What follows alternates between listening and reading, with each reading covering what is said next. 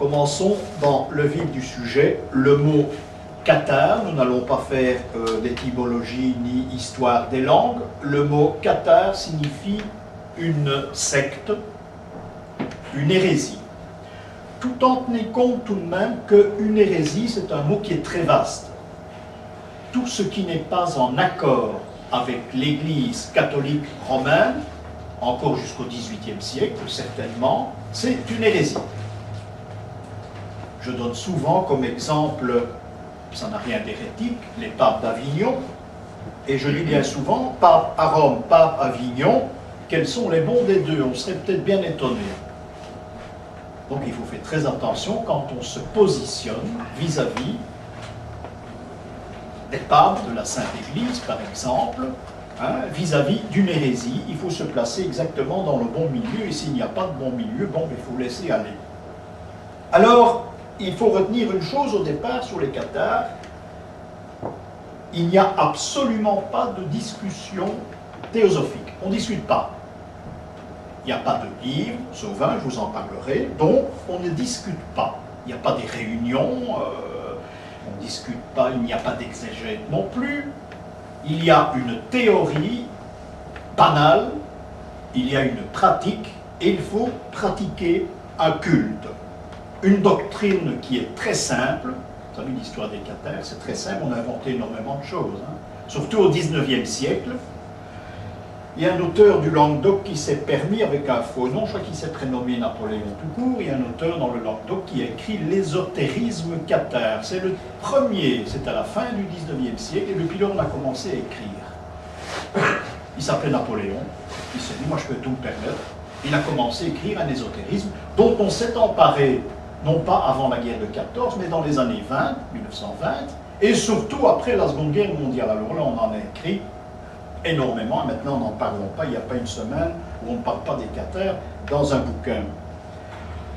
Il y a une doctrine simple, donc une sorte de schéma que tout le monde peut comprendre, tout le monde peut aborder. La doctrine, ce qu'on appelle la doctrine cathare, c'est très facile, vous allez voir.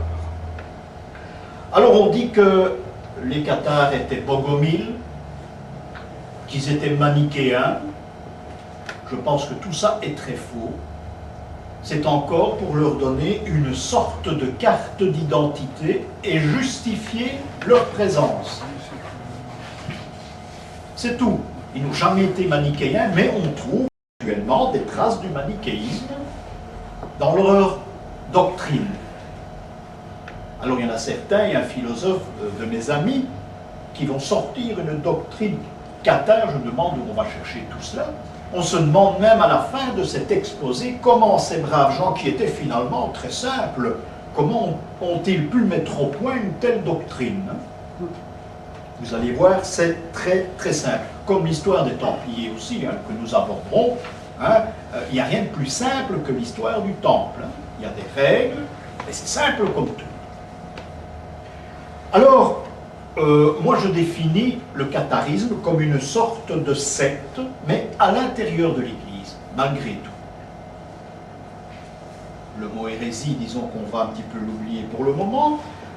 C'est une secte à l'intérieur de l'Église parce que c'est une sorte de rénovation, une rénovation évangélique. Ces gens ont prétendu, peut-être à juste titre, évangéliser, mais ils se disent être les successeurs authentiques des apôtres.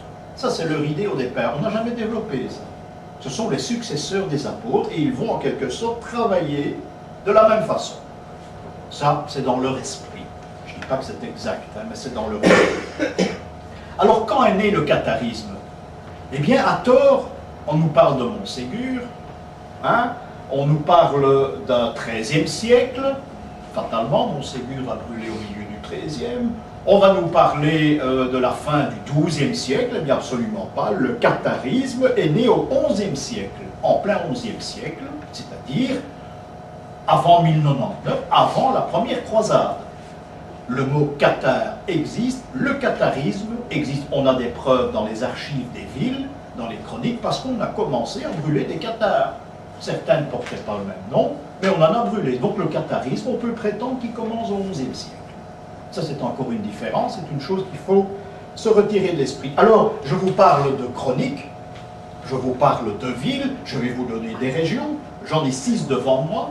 Région Cathare, 11e siècle, j'ai l'Italie du Nord, et pour cause, vous verrez pourquoi. J'ai le Languedoc, ça tout le monde connaît.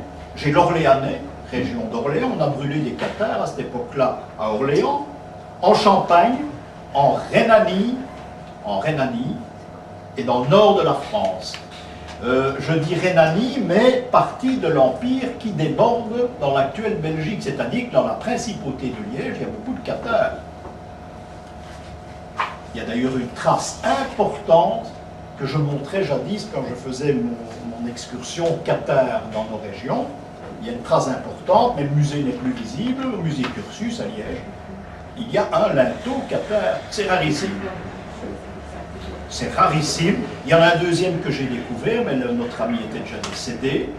Dans le nord de la France, il y en a encore un. Il y en a encore un qui est dans un souterrain qui a été préservé. À Stenay.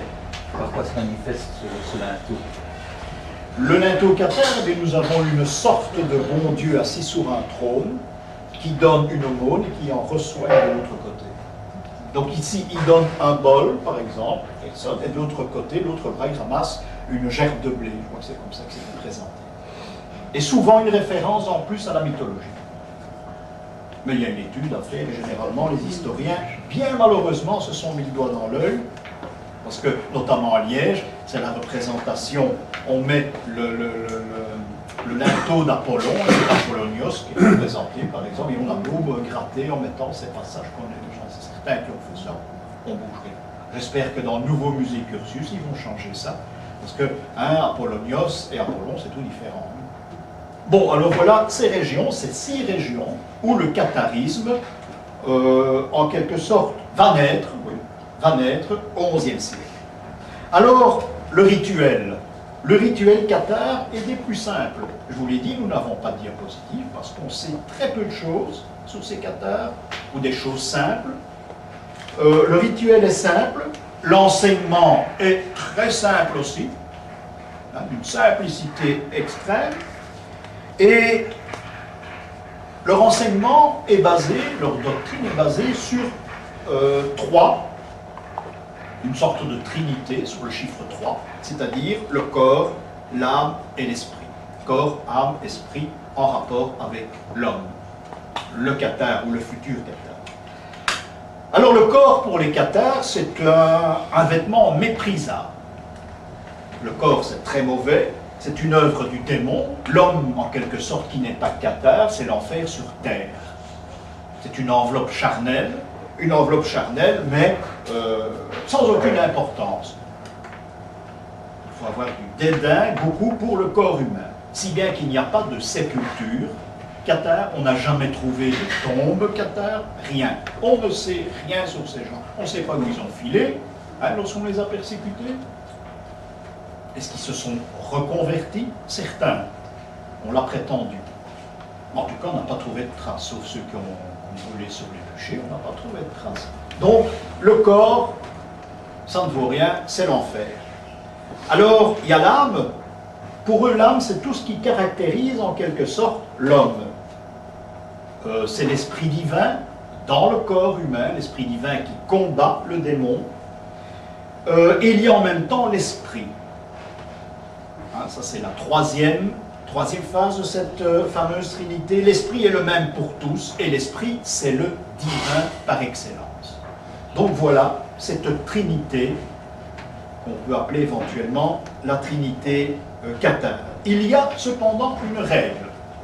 Tout homme qui va mourir sera réincarné. Ça, c'est ce qu'on dit à la base, c'est tout à fait exact, mais ce qu'on dit rarement, c'est que tout homme deviendra femme à sa réincarnation, et toute femme deviendra homme. Et jusqu'à présent, sauf erreur de ma part, je n'ai jamais rencontré une secte, j'ai même interrogé des théosophes, une secte qui prétend qu'il y a changement de sexe lors de la réincarnation. Je ne sais pas si vous en connaissez, moi j'en connais pas. On n'en a jamais parlé. Même l'Église catholique romaine, il faut savoir que jusqu'au IVe siècle, début du IVe siècle, on croyait en la réincarnation. hein, au 1er siècle, au second, au 3e, et au début du 4e, tout a changé parce que, mais je ne connais pas le système, je ne sais pas ce qu'on prétendait, jusque la mère de l'empereur Constantin, hein, qui a soi-disant découvert la croix, le Golgotha, a décidé qu'elle ne voulait pas être reconvertie un jour à sa mort en grenouille ou en crapaud. Ça n'intéressait absolument pas, parce que l'on avait une réincarnation d'après la vie qu'on avait menée. Alors elle s'est dit, moi je ne veux pas de ça, il faut supprimer la réincarnation des livres saints. C'est ce qui a été fait. Donc il faut savoir que le chrétien croyait qu'il était réincarné jusqu'en 300 et des plus, 308, 309, je pense, sous l'empereur Constantin. Donc voilà cette règle. Alors, il est réincarné, mais pour toute la durée, pour toute l'éternité du monde, jusqu'au, je mets des guillemets, jugement dernier. Est-ce que le cathare croit en un jugement dernier? On n'en sait absolument rien. Il n'y a pas de représentation, comme on a peu de livres, vous imaginez, hein? On ne croit, je ne pense pas, je ne sais pas, c'est gratuit, vous en faites ce que vous voulez. En principe, il n'y a pas de réincarnation, il y a une réincarnation, mais il n'y a pas de jugement dernier. Vous savez que les nazis, et nous en parlerons dans la seconde partie, ont examiné, ils ont fait des études sur le sujet, ils avaient des équipes pour cela, on a examiné la vie des cathares. C'est d'ailleurs en grande partie par eux que l'on a obtenu certains renseignements précis qui datent des années 40 et qu'on a très vite effacés. Pourquoi? Parce que ces renseignements venaient de l'ennemi de l'époque. Vous imaginez bien qu'on n'allait pas écrire des livres dans les années 40 avec des références qui venaient du côté de l'Allemagne. C'était impensable. Et pourtant, s'ils n'avaient pas mis le doigt sur la vérité, ils avaient trouvé énormément de choses. Alors, l'éternité du monde, les nazis se sont emparés des idées cathares et surtout des uniformes. Nous reviendrons là-dessus un bref moment. Les couleurs des nazis, des uniformes, ce sont les couleurs cathares. C'est jaune et noir. Jaune pour certains, noir pour d'autres. Alors, ils ont décidé une seule chose. Donc, tout ce qui est de la terre, c'est mauvais. N'importe quoi de la terre, c'est mauvais. Même des plantations. Un cathare ne mangeait pas des céleris qui avaient été plantés. Donc, tout ce qui est planté dans la terre, pour eux, c'est maudit. On ne mange pas de ça. À leurs yeux, aucun livre n'est valable. Nous avons nos 4 évangiles, il y a bien des apocryphes, mais nous avons nos 4 évangiles. Il n'y a aucun livre de valable, sauf l'évangile selon Saint Jean. Mais uniquement en latin. Mettez-vous à la place de ces braves gens, qui n'avaient jamais été à l'école, qui ne savaient bien souvent ni lire ni écrire. Je ne pense pas qu'ils devaient connaître beaucoup le latin. Je crois qu'ils connaissaient le latin un peu comme les curés de paroisse à cette époque, on récitait du par cœur sans rien comprendre. Donc c'est un petit peu ça. Ça existe encore maintenant, il ne faut pas aller au Moyen-Âge pour ça. Donc aucun cathare ne comprend le latin, c'est prouvé, et aucun écrit qui nous sont restés de l'époque. Aucun ne comprend le latin, ils n'ont pas appris le latin, donc ils ne peuvent même pas vérifier ce qu'ils lisent. Ils ne comprennent absolument rien. C'est une machinerie qui se met en route. Lors des ordinations, lors des moments de prière, ils s'emparent de phrases extraites de l'évangile selon Saint Jean, mais pour eux, ça n'a absolument aucun sens. Mais c'est la règle. C'est la règle. Il y a un règlement qui est assez strict. Alors, ce livre est tenu par des gens qu'on appelle les parfaits, qui est au niveau supérieur des cathares, mais il y a plus haut que les parfaits, hein. On n'en a jamais parlé non plus. Mais il y a plus haut. Il y a une hiérarchie cathare, dont on ne parle jamais non plus. Et je pense même qu'il est possible que cette hiérarchie ait également influencé l'ordre nazi. Quand je dis l'ordre nazi, c'est une doctrine qui date des années 20. Attention, ces gens travaillaient déjà avant 14 aussi. Hein. C'est une pensée aussi, c'est une doctrine qui est loin d'être bonne, mais n'empêche, c'est une doctrine, il faudrait l'étudier. Ce qu'on a rarement fait. Il y en a qui l'ont fait, hein, mais on ne les lit pas malheureusement. Donc c'est une doctrine qui est née avant 14, hein, un peu au milieu, au moment des mouvements communistes, notamment à Berlin, en Allemagne, et cette doctrine amplifiée pour devenir vraiment la doctrine du diable dans les années 30. Le livre en question donc est tenu par les parfaits. Alors, s'ils adorent Saint Jean, ils détestent, c'est le diable incarné, c'est Saint Jean Baptiste. L'autre Saint Jean, c'est pas comme les Templiers, où là on a le pendant, on a une dualité. Ici, pas du tout, Saint Jean Baptiste, c'est l'horreur, c'est la mort, parce que il a pris dans le fond l'eau du fleuve, le fleuve qui touche la terre, pour baptiser le Christ, en croire les évangiles. Donc c'est mauvais. Saint Jean, c'est autre chose. C'est un autre système dans les Écritures. Donc, je vous l'ai dit tout à l'heure, on ne cultive pas le sol. On ne peut pas se nourrir, je me demande de quoi il se nourrissait finalement, hein, parce que la viande, il y avait aussi des problèmes. Par contre, et là je crois qu'on glisse vers la vérité, ces gens avaient une adoration pour l'or, pour l'argent et la monnaie d'échange. Pour eux, ça c'est le parfait. Autoriser l'or, l'argent et les monnaies d'échange. Que trouve-t-on dans les cathares? Eh bien, on trouve des artisans, des commerçants, on trouve des banquiers, puisqu'on parle d'argent, et des changeurs. Et que les changeurs, ça existait, pourquoi? Mais parce qu'il y avait des monnaies qui avaient cours dans d'autres pays. Hein? Et bon, il fallait changer ces monnaies. Vous trouvez le coup au temple de Jérusalem, dans les évangiles, on ne dit pas exactement pourquoi il y a eu une colère divine à l'entrée du temple, mais c'est pas parce qu'on y vendait des marchandises dans le temple, c'est tout à fait faux, c'est parce qu'à l'entrée du temple, il y avait des changeurs. Il y avait des juifs qui étaient changeurs. Vous ne pouviez pas pénétrer dans le temple avec une monnaie courante où il y avait une représentation humaine. Donc si vous aviez une pièce romaine avec un empereur, vous ne pouviez pas rentrer dans le temple. Il fallait l'échanger contre la monnaie de l'endroit. C'est ça la colère divine, les marchands du temple. Donc ici, il n'y a aucun problème de ce genre. On peut avoir, semble-t-il, des représentations humaines parce qu'on n'a jamais trouvé dans une chronique le fait qu'on ne pouvait pas tenir ce genre de monnaie. Donc, des commerçants et des artisans. Parce qu'en principe, c'est aller à l'encontre de l'Église. Hein, l'Église ne peut pas faire des placements, en principe. Hein, vous ne pouvez pas gagner de l'argent sur de l'argent. Ça, c'est très important. Je vais vous donner une petite anecdote, ça va aller vite. Les musulmans, c'est le même problème, en principe.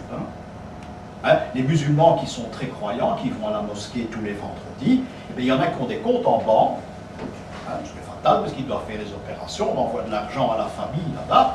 Eh bien, quand c'est le moment des intérêts annuels sur les livrets, ils demandent leur intérêt global, ils distribuent à tout le monde au guichet. Un billet pour tout le monde. C'est jamais beaucoup, parce qu'ils ne sont pas riches. Mais voilà comment ça se passe. Là, je l'ai vu faire. Donc, ils ne peuvent pas profiter de l'intérêt sur de l'argent. Ils peuvent vendre en ayant un commerce. C'est fatal. Mais là, il y a nuance. Alors, les catholiques interdisent ça. Par contre, les cathares, pas du tout. L'opération est autorisée. Voilà encore quelque chose qui les met en porte-à-faux vis-à-vis de l'Église catholique romaine. Il y en a d'autres, on ne va pas tout énumérer maintenant. Donc le péché d'usure n'existe pas. De luxure non plus, mais ça c'est autre chose. Entre eux, ils sont pacifiques. Par contre, mais on a moins de détails, s'il y a un combat quelconque ou une défense, une défensive, pardon, ils peuvent engager des mercenaires. Ah, ça c'est un petit email là, qui peut se passer éventuellement. On peut engager des mercenaires. Alors il y a un impôt qui est relevé. Un impôt, c'est peut-être eux qui ont inventé ce genre de truc. Il ne faut pas les féliciter. Hein. Un impôt même qui est assez élevé, mais on n'a pas le montant. On ne peut rien vous dire, mais un impôt qui est assez élevé, il y a un pourcentage, et c'est un pourcentage de ce que l'on fait, de ce que l'on travaille, parce que les cathares travaillent pour la plupart, donc c'est probablement un impôt sur le travail et qui retourne automatiquement au sein des cathares. de l'institution. C'est possible, on voit ça encore dans nos sectes actuelles. Hein. Ça fonctionne de la même façon, vous voyez qu'on n'a vraiment rien inventé. Alors, pourquoi cet impôt? Mais c'est très simple. L'impôt, c'est pour garantir le salut à leur mort. Voilà ce qu'on trouve comme explication. Donc, les Cathares étaient riches. Je dirais même qu'ils étaient parfois très riches. Il y avait donc l'abîme qui existait entre ce qu'on appelle les parfaits et les bons hommes. Les bons hommes, ce sont les simples Cathares, ce sont les soldats. Hein, les soldats du ciel. Ce sont les simples Cathares, ce sont les bons hommes. Alors il y avait à côté de ça les parfaits, ça c'était la classe supérieure. Ce sont les grands prêtres, ceux qui peuvent éventuellement présider des séances où on va raconter tous les péchés qu'on a fait pendant le mois, parce que tout ça est mensuel. On se réunit tous les mois comme les anciens chrétiens, et on avoue devant tout le monde ce qu'on a fait comme péché. Ça doit parfois être très intéressant à écouter, mais malheureusement, on n'a absolument pas l'extrait de ces confessions. Donc, il y a une sorte d'abîme entre ces parfaits et ceux qu'on appelle les bons hommes, on les appelle les Cathares. Alors, lorsqu'un Cathare, je vais vous citer un petit peu comment on préparait ces gens pour entrer dans une communauté. Là, c'est très intéressant. Lorsqu'un nouveau Cathare entrait dans l'ordre, on procédait à une cérémonie que l'on appelait le consolamentum. Consolamentum, c'est la cérémonie d'accueil, accueil dans la secte. Pour être parfait, il fallait 1 an de préparation. Pour entrer dans la hiérarchie des parfaits, 1 an. Et c'est un travail qui, paraît-il, était très très très compliqué. Il fallait jeûner 3 fois par semaine. Je mangeais déjà pas beaucoup, mais alors jeûner 3 fois par semaine. Hein. Et il fallait observer plusieurs carêmes, c'est-à-dire la période de Pâques, la période de Pentecôte. À ces moments-là, il y avait de très longs carêmes. Ça allait parfois jusqu'à 40 jours. Là, disons qu'on s'est inspiré de la religion catholique romaine. L'ordre était impitoyable. C'est un petit peu comme les soldats. Quand j'entends soldat, je dis discipline. L'ordre était impitoyable. Il fallait obéir aux règles. On en a trouvé certains avec des descriptions dans des grottes. Impitoyable. Et il y a une seule prière. Vous voyez qu'on ne s'étend pas, c'est simple comme tout. Il y a une seule prière, c'est le Paternoster, qui deviendra la prière des Templiers. Et la seule aussi, je pense, qu'on y retrouvait. Comment disent-ils leur prière? Eh bien, c'est très simple, on connaît le système, sur une sorte de chapelet. Comme les Templiers aussi. Et ça viendra plus tard. Les parfaits sont donc les ministres de la secte, et eux, on en est certain, ils vivaient dans une chasteté absolue. Donc là, ces gens-là, ce sont des purs, dans toute l'expression du terme. Donc, les parfaits connaissent l'évangile selon saint Jean par cœur.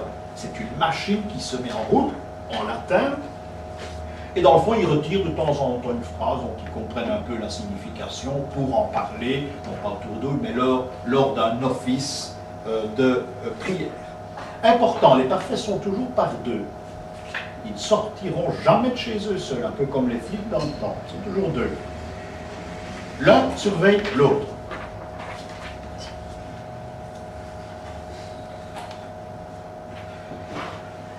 Ils marchent sans arrêt. On les voit marcher, on les reconnaît. Je vous ai dit qu'il y a un costume très représentatif pour les Cathares.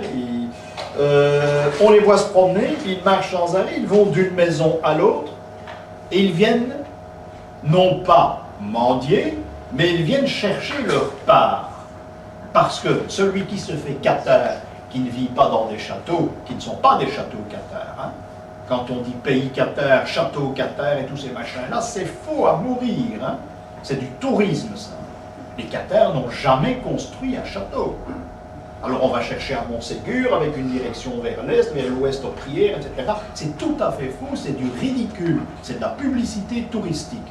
Ces gens ont habité dans des châteaux, parce qu'il fallait habiter quelque part, car c'était à l'abandon, ou bien ils étaient reçus par le seigneur qui s'était fait Cathare.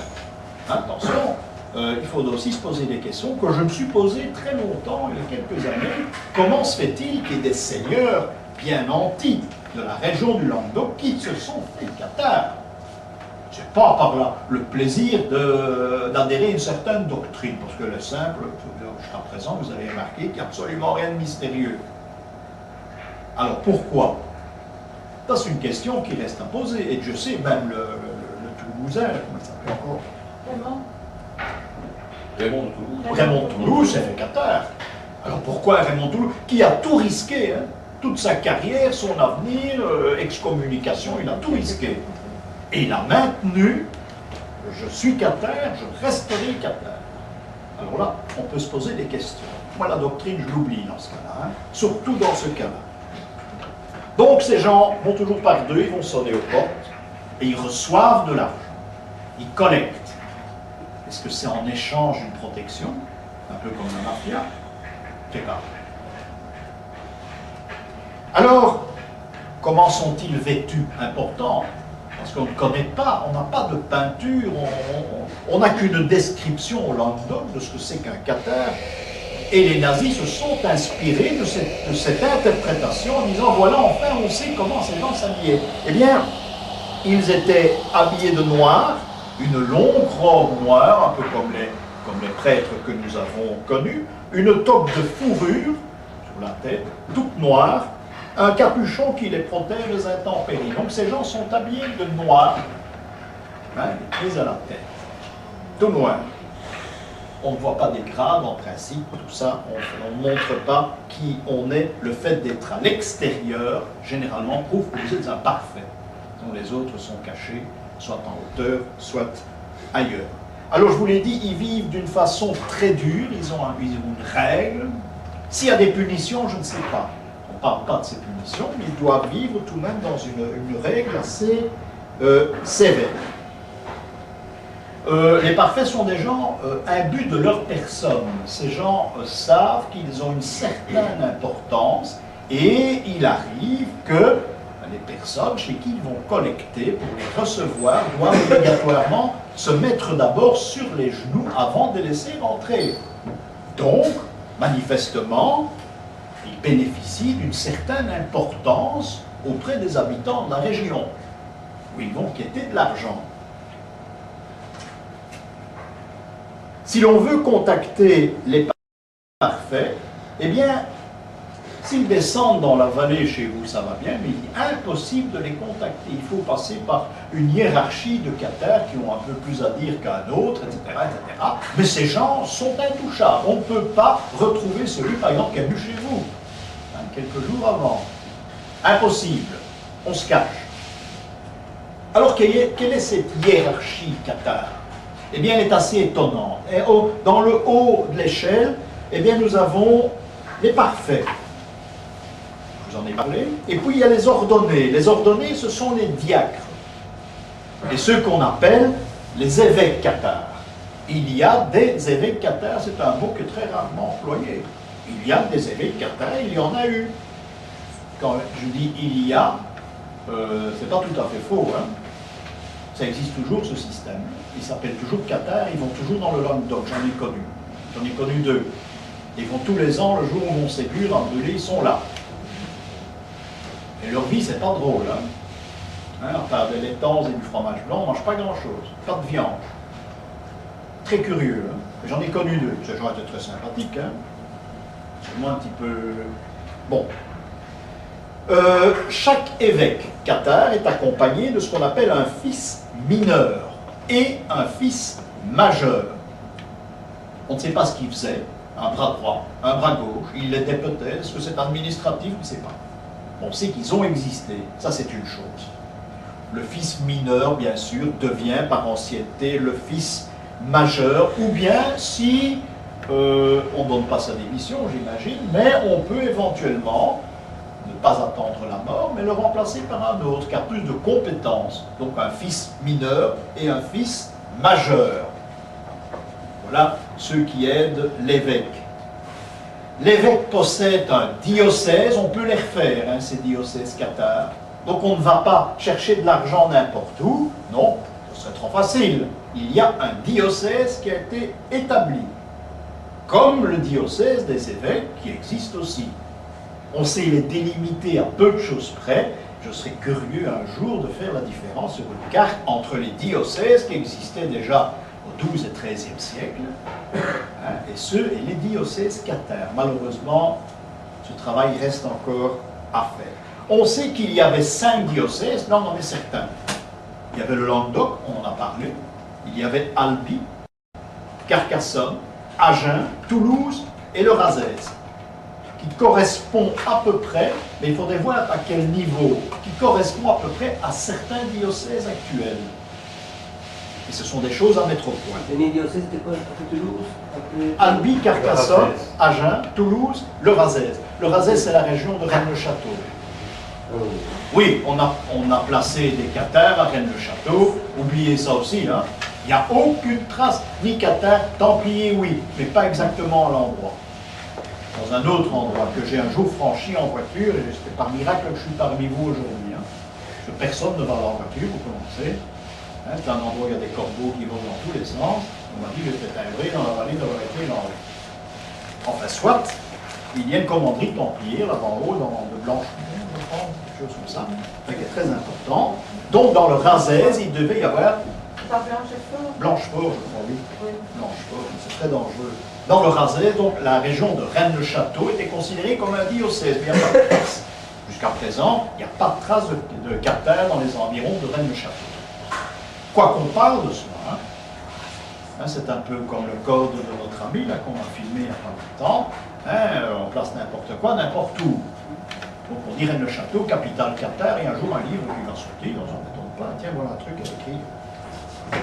Alors il y a un rituel, et ça nous allons en parler, le rituel cathare, comment ça se passe. Il y a donc le consolamentum, là je vous l'ai dit tantôt, le consolamentum, ça sert un peu à tout. Hein. C'est très facile, hein. C'est une prière, une imposition des mains, la même prière, et ça sert pour tout. Au baptême, parce que l'Esprit Saint vient du ciel, le baptême, on l'emploie. Le baptême de Saint Jean-Baptiste, c'est la mort, c'est le diable, c'est le démon, c'est Belzébuth. Hein. Le baptême avec l'eau, etc. Non, absolument pas. Le baptême, c'est l'imposition des mains. Le parfait fait l'imposition des mains sur le cathare, qui est, vraisemblablement, on n'en sait rien, à genoux devant lui. Admettons. Il y a beaucoup de chance. Il y a de la matière satanique aussi. Par exemple, l'eau est satanique. Je vous ai parlé du baptême de Saint Jean-Baptiste. L'eau est satanique, l'huile également, et le sel. Voilà les 3 matières que les cathares repoussent absolument. Que buvaient-ils? Du vin? N'en sais rien. C'est le produit de la terre. Du lait? Peut-être. Alors ceux qui étaient à Montségur, je ne sais pas comment ils faisaient. Je ne sais pas si vous avez été à Montségur, toi bien. Comment les troupes françaises sont arrivées à les déloger de ce château, on ne peut pas l'expliquer. Il y a une raison, je vous en dirai un mot tout à l'heure. Si vous avez été là-haut, vous voyez, c'est impossible. Ça doit être bien. Moi, j'avais déjà donné il y a longtemps. Impossible comment ces troupes sont arrivées, il n'y a personne qui peut expliquer ça. C'était un siège, c'est vraiment le mur, tout droit dans la vallée, mais il y a une autre raison, hein. Nous en parlerons tantôt. Alors, cela se passe, cette ordination se passe dans une chambre, une grande pièce, dépourvue de tout ornement. D'où nous pensons qu'il y avait peut-être un rejet de la représentation humaine. Hein, puisque le corps humain, c'est satanique, je pense que le corps humain, pas comme dans les églises, avec les représentations de saints, je reviens de Salzbourg, cette nuit où j'ai passé 3 jours, des saints, j'en ai vu des tas que je ne connais pas, hein, au programme. Et il y en a là-bas. Hein. En fait, je les ai à peu près tous vus parce que j'ai visité les 18 églises qui existent à Salzbourg. Donc, le consolamento et l'ordination, entre autres, d'un nouveau fidèle qui entre dans l'ordre. Alors, il y a 3 sortes de consolamento. Il y a quelques phrases qui vont changer, vraisemblablement. Il y a le pater, j'ai parlé du pater noster. On récitait des patenôtres, comme ça c'est ça le nom, hein, des patenôtres sur un chapelet. le consolamentum d'ordination et celui des mourants, qui est, je pense, le plus important. Alors, donc, je vous l'ai dit, ça se passe uniquement dans une pièce qui est éclairée par des cierges allumés. Ça doit donner une ambiance morbide, hein, le jour de la prière des morts. En principe, le mourant se trouvait sur un grabat et on l'amenait au milieu de la pièce sur un lit de cendre. Il était prêt. Vous ne le savez peut-être pas, mais à l'Église catholique romaine, le système était le même. Hein. Vous étiez prête, hein, à passer de l'autre côté, on vous transportait sous le grabat avec des cendres, on vous mettait dans le cœur de l'église et on attendait. On priait autour de vous et on attendait, moment fatal. Et puis on commençait les cérémonies d'enterrement. Donc les cathares, est-ce qu'ils ont innové? On n'en sait rien, ils travaillaient de la même façon. Donc cette réunion doit être obligatoirement réunie en présence d'un ordonné. Quand on dit ordonné, est-ce obligatoirement la présence d'un parfait? Je ne pense pas. Mais ce serait tout de même déjà étonnant, le contraire serait étonnant. Donc le néophyte se présente, le nouveau cathare, avec un parrain, un seul parrain. Il se présente avec le parrain et on le présente lors d'une cérémonie et le doyen de l'assemblée se trouve là. On ne dit pas le parfait dans les chroniques, on dit le doyen de l'assemblée. C'est un détail. On se lave les mains, tout le monde se lave les mains avant la cérémonie.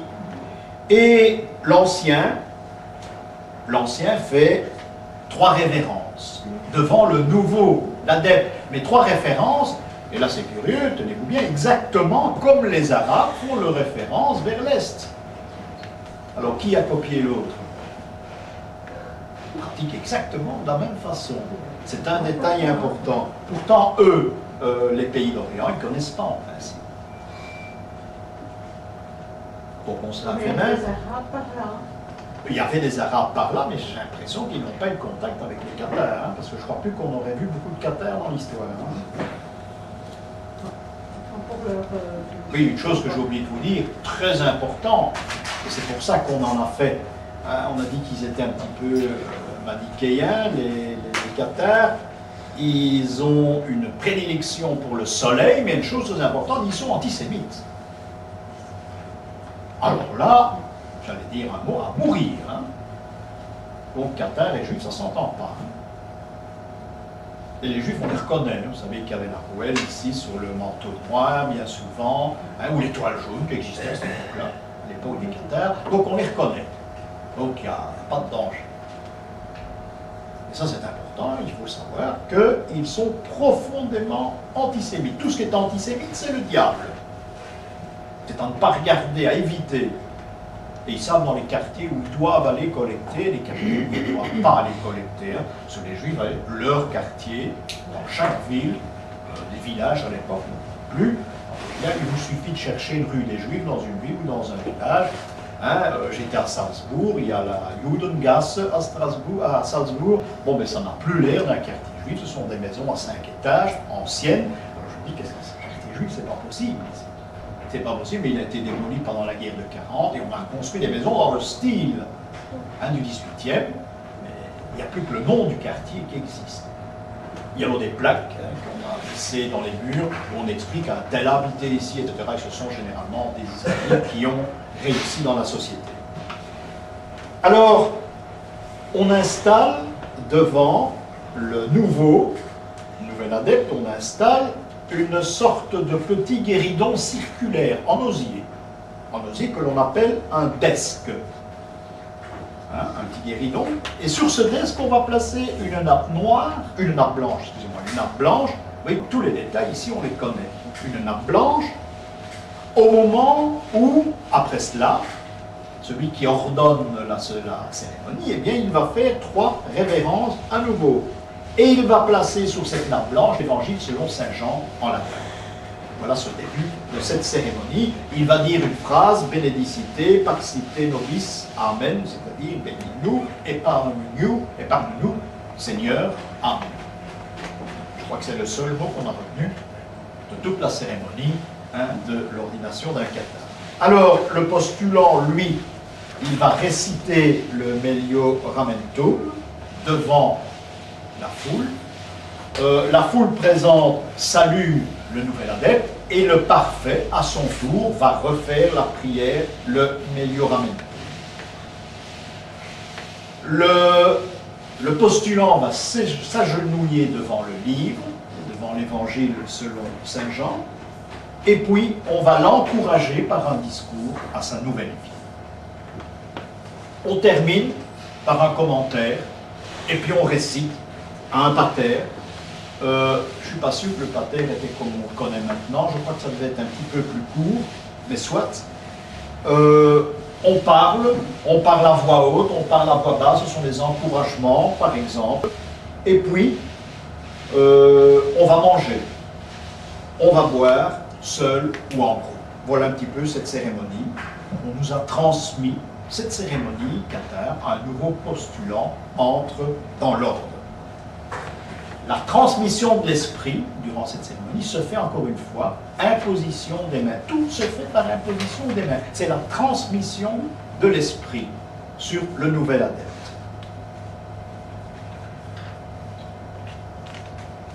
C'est une cérémonie qui est très longue. Elle est simple, mais elle est très longue parce qu'elle est entrecoupée de géniflexion, elle est entrecoupée de paternoster. Donc ça fait tout de même assez long. Ça doit se passer obligatoirement dans une crypte ou dans une grotte. Pas question d'aller faire ça dans un château où on les fait, où ils se sont cachés. Pas question, il faut descendre. Et il y a une grotte comme ça, je vous en parlais tantôt dans la seconde partie, il y a une grotte qui existe toujours, parce qu'ils ont laissé des traces, ainsi. Et c'est là qu'on doit ordonner. Donc pas à la lumière du jour, non, crypte, grotte, à la lueur de chandelle. Ça doit être très impressionnant. Tous les mois, donc, le cathare est présent dans une grande salle, et c'est la confession, tout ce qu'on a fait de mal, et bien on doit le dire devant le parfait principal, et puis après, un repas. Je crois que pendant les moments de jeûne, ils doivent s'organiser, et je ne sais pas ce qu'ils mangeaient non plus. Hein.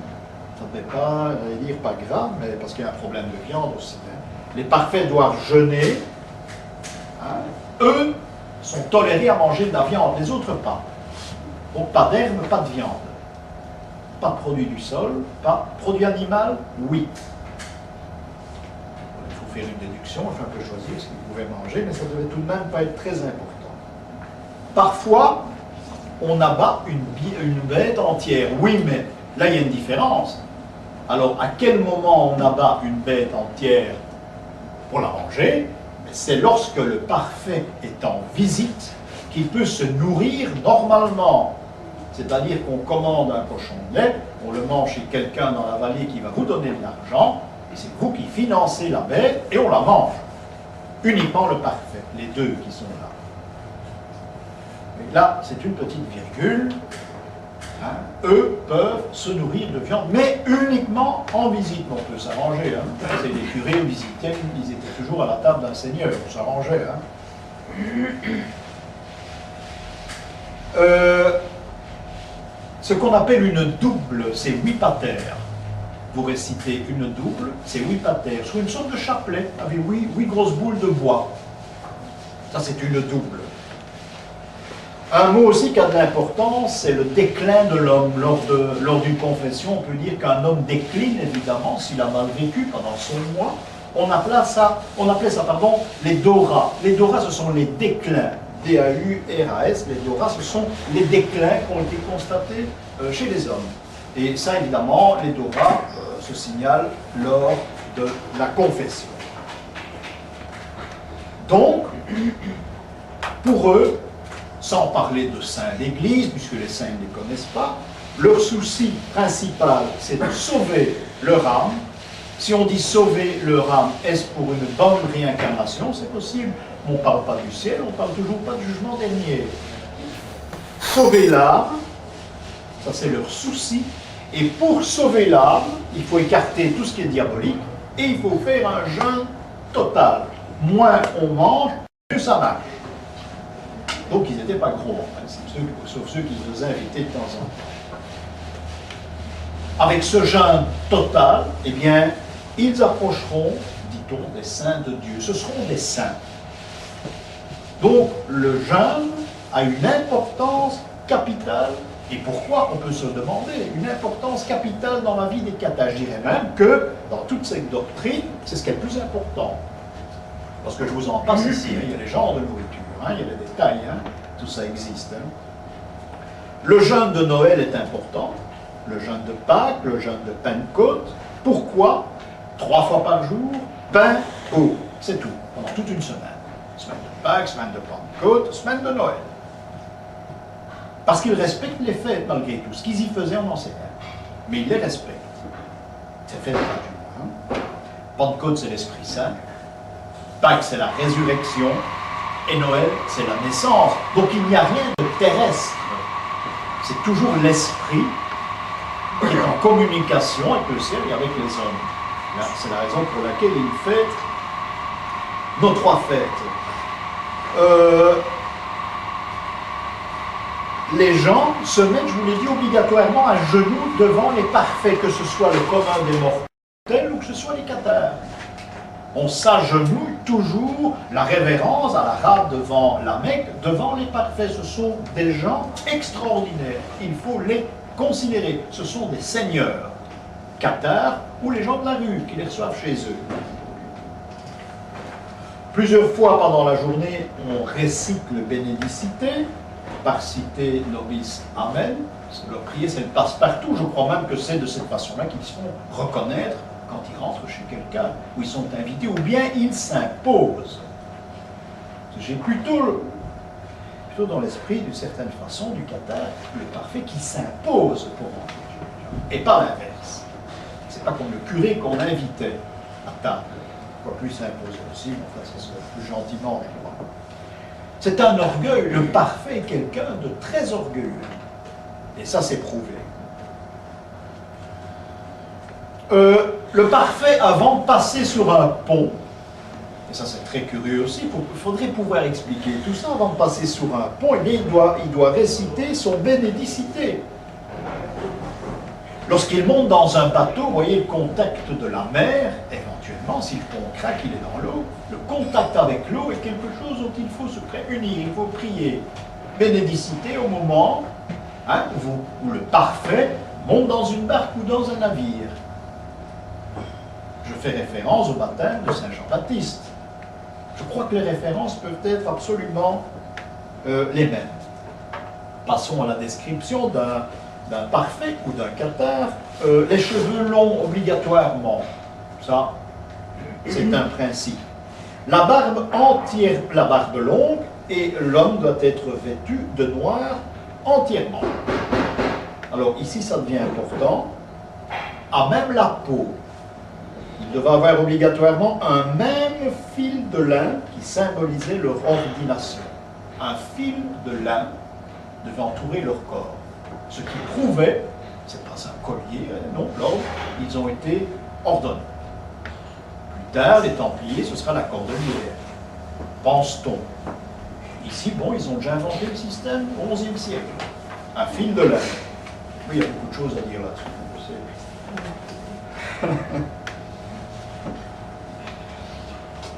Très important aussi, il y a des communautés d'hommes, mais chez les cathares, il y a des communautés de femmes aussi. Il y a des femmes cathares et qui auront une énorme importance par la suite, au XIIIe et au XIVe siècle, dans nos régions surtout. Donc il y a des femmes cathares, comme il y avait des Templiers aussi, on sait malheureusement peu de choses, mais il y en avait des Templiers, on a des preuves, on a des bas-reliefs qui ont été sculptés notamment. Donc, obligatoirement, il faut savoir qu'il y avait hommes, qu'il y avait des femmes, il y avait des parfaites, mais dont on sait peu de choses, encore bien malheureusement. Qui surveille les parfaites?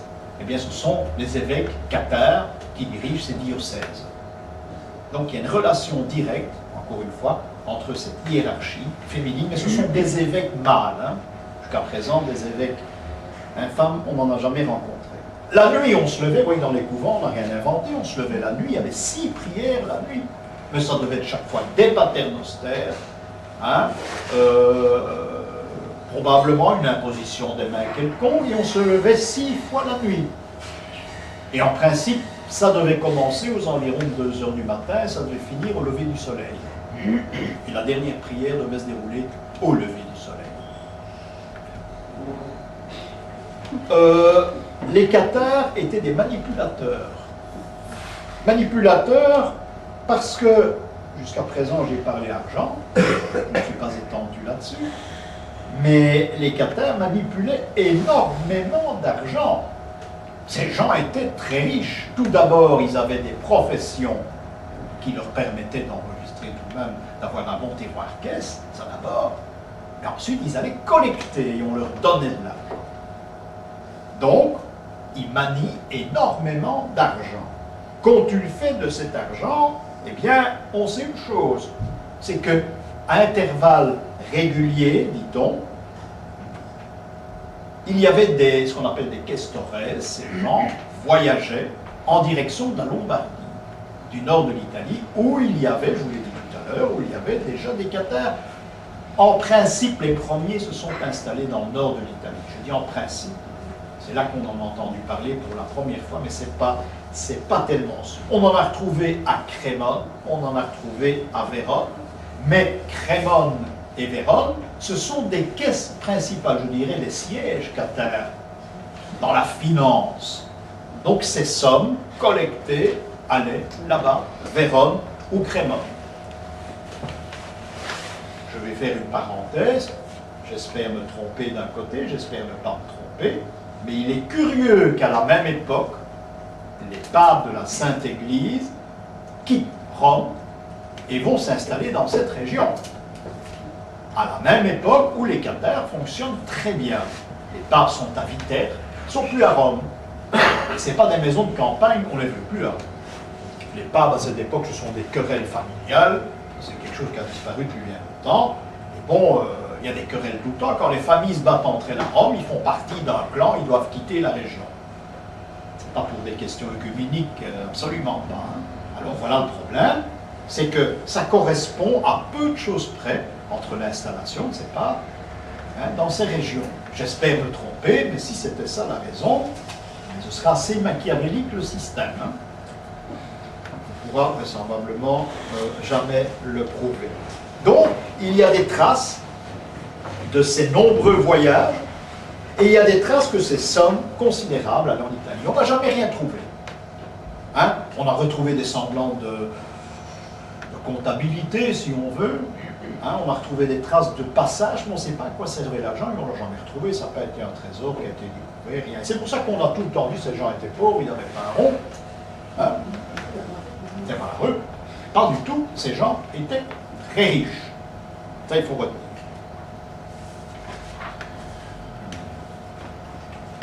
On indique qu'il y avait des pratiques de sorcellerie. Oui, pour l'époque, non pour maintenant, on ne donnera plus le nom de sorcellerie à leur pratique. Il y a certains curés en Languedoc qui étaient cathares. Il y en avait. Il y en a qui ont abjuré, hein, pour ne pas se faire remarquer, mais il y a eu des curés cathares et on a des noms. Donc là, c'est une certitude. Quand un cathare était arrêté, parce que ça arrivait, s'il voulait conserver son habit, eh bien, obligatoirement, il devait coudre une croix jaune à l'avant et une croix jaune à l'arrière de sa grande toge noire. Ça, c'est quand on l'a montré du doigt, on l'a arrêté, ben, il n'y avait pas d'ordre qu'il fallait les mettre en prison, on les laissait courir à cette époque. Ça ne faisait pas de mal. Hein, nous sommes tout de même au XIIe siècle, début du XIIe siècle. Donc une croix jaune devant, une croix jaune derrière. Vous voyez qu'on n'a rien inventé. Hein. Même chose, je vous l'ai dit, pour les juifs convertis. Les conversos, ils avaient une étoile jaune sur eux, sur leur manteau, une étoile jaune sur l'épaule. Donc, pourquoi une étoile jaune? Pourquoi cette couleur jaune? Vous allez me dire, pour les reconnaître, absolument pas. Le jaune est la couleur de la trahison. Le cathare a trahi l'Église parce qu'il s'est inscrit dans une secte hérétique pour l'Église. Le juif a trahi les siens. Il s'est converti. Donc c'est pas un type en qui on peut avoir confiance. Bon, maintenant il est juif, on est juif, on ne peut pas abandonner. D'ailleurs, ils ne l'ont pas abandonné, pour la plupart du moins. Voilà un problème. Donc il trahit les siens. C'est un homme en qui on ne peut pas avoir confiance. Il est une étoile jaune. l'étoile jaune, le jaune est la couleur de la putréfaction dans la symbolique. Nous verrons ça lorsqu'on étudiera des tableaux. Tout ce qui est jaune, c'est la putréfaction. Hein. C'est mauvais. Il n'y a jamais de jaune dans les blasons, par exemple. C'est de l'or, c'est pas du jaune. Il n'y a pas de jaune sur les drapeaux. On est dit qu'il n'y a pas de jaune. Et quand il y a la couleur jaune dans un tableau du Moyen-Âge, c'est qu'on insiste sur le fait qu'il s'agit de putréfaction. C'est mauvais. Donc ce jaune est à écarter. Voilà pourquoi cette étoile jaune, les nazis savaient ça par cœur. Hein? Sur un tableau de la scène, Judas est représenté. Judas est toujours représenté, en principe, sauf à la Renaissance, avec un manteau jaune quand il assiste à la dernière scène. On sait le repérer très facilement. Évidemment, le jaune est une couleur salissable. Ça veut dire que dans des tableaux anciens, c'est parfois un blanc très mauvais, très sale blanc, qui tire même parfois avec le gris, mais il est habillé de couleur jaune, Judas. Et une bourse en général dans la main, mais s'il n'y a pas la bourse, il y a la couleur jaune. Un détail, un jour je vois je crois que c'est à Lille, au musée de peinture à Lille, je vois un homme qui se fait décapiter sur la grande place, je ne sais plus très bien de qui il s'agissait, mais c'est pas ça qui est intéressant, et le bourreau est habillé de jaune. Et par là, l'auteur insistait bien sur le fait que le crime de celui que l'on condamnait était odieux, lequel, j'en sais absolument rien, je ne sais plus quel était l'homme qu'on décapitait. En général, le bourreau est habillé de rouge, et pas de jaune, sauf si on veut insister sur le fait que le crime a été odieux. Alors, je vous parlais de sorcellerie. Les curés de campagne qui sont, et les curés tout court, certains sont cathares. Il y a la fameuse histoire de la contraception. La contraception était autorisée chez les cathares, ainsi que beaucoup de choses que l'Église officielle ne permettait pas. Les cathares pouvaient pratiquer la contraception. Ils avaient, dit-on, des plantes talismans, et ils étaient capables de contrôler le cycle de naissance. Il y avait une équipe qui était formée pour pouvoir... attention à l'Église, la contraception était également, l'avortement était autorisé au Moyen-Âge. Hein. On a changé ça en cours de route, mais il fallait obligatoirement aller trouver le curé. Le curé disait si oui, si non. S'il disait oui, un cas grave, et bien on avait des plantes, tout cela. On s'organisait très bien. Donc, curé, c'est lui qui prenait les décisions, hein, après enquête, évidemment. Alors, nous avons parlé de ces généralités cathares, comment ces gens vivaient. Vous voyez que ça sort un petit peu de l'ordinaire de ce qu'on nous enseigne d'abord, ou bien on nous enseigne pratiquement rien. Il faut savoir une chose, et j'ai commencé par là, dans nos régions, il y avait beaucoup de cathares également, mais on n'en parle jamais, on parle du Languedoc, et c'est tout. Ils étaient bien sûr concentrés dans cette région, mais il y en avait ailleurs, et notamment chez nous. Et chez nous, on a eu un duc de Brabant qui s'appelait Henri Ier. Henri Ier, on l'appelait le guerroyeur, ça veut tout dire. Et Henri Ier avait épousé en première noces Mao de Bourgogne, non de Boulogne, Mao de Boulogne, et en seconde noces, il avait épousé Marie de France, ce qui veut dire qu'il était en étroite liaison avec la famille de France, il pouvait tout se permettre à la cour. Alors cet homme va se faire croiser pour aller en Palestine, il va être magnifiquement bien accueilli par les Templiers, là-bas sur place, et ça avait un but, hein, parce que les papes sont rarement des imbéciles. Ça avait un but, c'est faire venir des gens de toutes les contrées, tout le monde avait une langue différente, on ne se comprenait pas sur place. On obéissait aux ordres du chef terminé. Un anglais ne comprenait pas le français, etc. Donc on fait un flamand, vous pensez qu'on n'aime pas le français, à cette époque-là, absolument pas, et certainement pas l'anglais. Donc lui, il obéissait à son chef, il posait pas de questions, il allait dans un endroit précis. Voilà pourquoi, c'est une des raisons pour laquelle les troupes vont être réquisitionnées dans plusieurs régions d'Europe. Donc ces Stadins, pourquoi on les poursuit? Eh bien, on sait une seule chose d'eux, c'est qu'ils adorent les chats. Un chat peut-être, comme en Égypte, un symbole. Les chats, oui, on en est certain. C'est tout ce qu'on sait des Stadins. Absolument, ils ont été condamnés. Dans le fond, c'est une répétition pour les Templiers aussi. Hein. Il y a aussi l'histoire de chat qui est assez mystérieuse, c'est les Templiers. Hein? Oui, ça c'est autre chose. Il y a une histoire de chat aussi. Alors, ce serait une répétition, non? Ce ne sera pas Henri Ier qui va lancer cette croisade, ce sera son fils, c'est Henri II. Henri II, qui est un homme aussi méchant, aussi batailleur que le père. Il sera d'ailleurs enterré avec tous les honneurs de son rang dans le cœur de l'abbaye de Villers-la-Ville, hein, Henri II. Certainement pour avoir montré l'exemple lors des croisades et surtout celle contre les Stadins. Henri II est protégé par le prieur de Villers-la-Ville. Une des raisons pour laquelle également il va se retrouver, d'ailleurs son gisant existe toujours, hein, il va se retrouver dans le cœur de l'abbaye. Il est protégé par Villers-la-Ville, mais qui dit protégé par le prieur, dit protégé par les cisterciens. Et les cisterciens en général, hein, c'est comme si on a un billet d'entrée pour aller partout. Et ça va être utile, vous allez voir pourquoi, ça va être d'une très grande utilité. C'est une opération qui va magnifiquement réussir parce qu'il est dit que les Brabançons sont des gens d'une cruauté assez exceptionnelle. Ce sont des gens cruels. Le Brabant wallon, c'est autre chose. Ce sont des gens assez cruels. Et le premier corps d'armée, je dis bien le premier corps d'armée qui va partir de nos régions, des régions d'Europe, vers le Languedoc, ce sont des Brabançons. Ce sont eux qui vont débuter. Le cortège partira de chez nous. D'une façon assez curieuse d'ailleurs, mais partira de chez nous, et ça c'est surtout important. Donc j'allais dire, c'est une boutade, ce sont des Belges qui sont partis là-bas les premiers. Donc, cette persécution dont je vous ai parlé au début contre les Stadins, parce que c'est un exercice que le pape allait leur imposer, elle va réussir magnifiquement bien. Ils ont tous été massacrés, on n'a plus jamais trouvé de traces de ces gens-là. Sauf une que je cite dans un livre, mais c'est à supposer uniquement. Hein. C'est supposé, mais disons qu'on peut en parler à Liège aussi, il y avait une trace des Stadins dans l'église Saint-Paul. À Liège. À Boulogne aussi, peut-être. Mais à Saint-Paul, à l'église de Liège, Saint-Paul, oui. Il y a une vierge au chat, c'est plus ça. C'est impensable, ça, une vierge au chat. Saint-Omer aussi.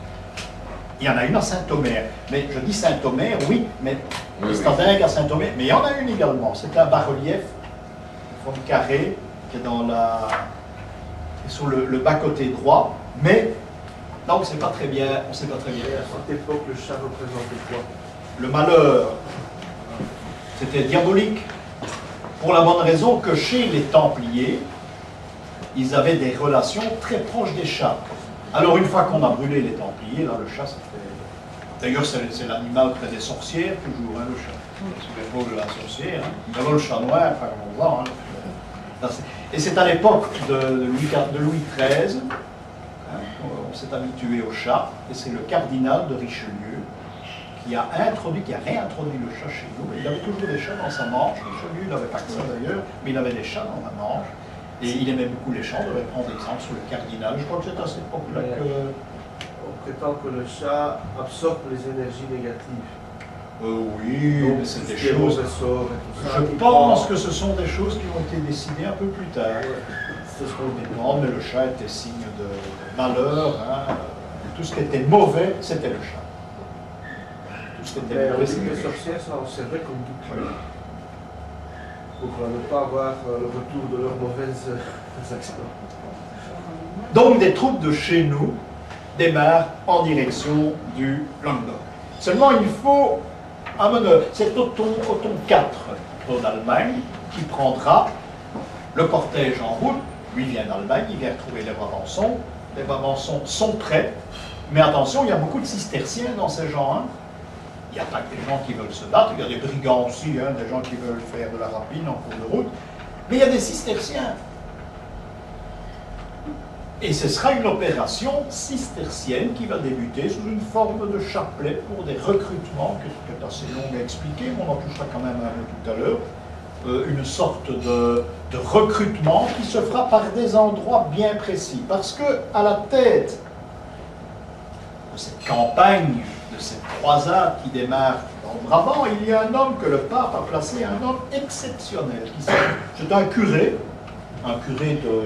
de Vaziers, près de Douai, dans le nord de la France.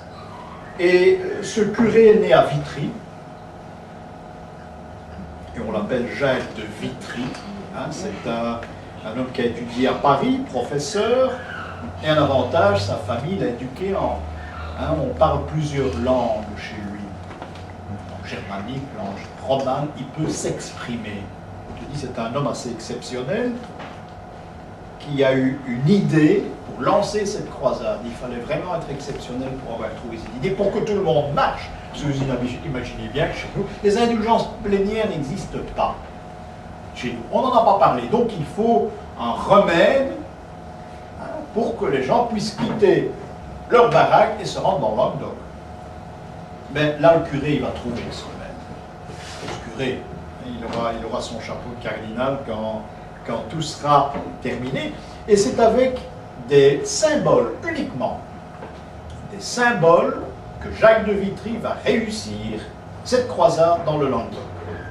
Je ne vais pas dire que les Belges étaient à la tête, hein, que c'est eux qui ont réussi la croisade, etc. Ça, on n'en sait absolument rien, parce qu'il y en a tout de même très peu qui sont venus.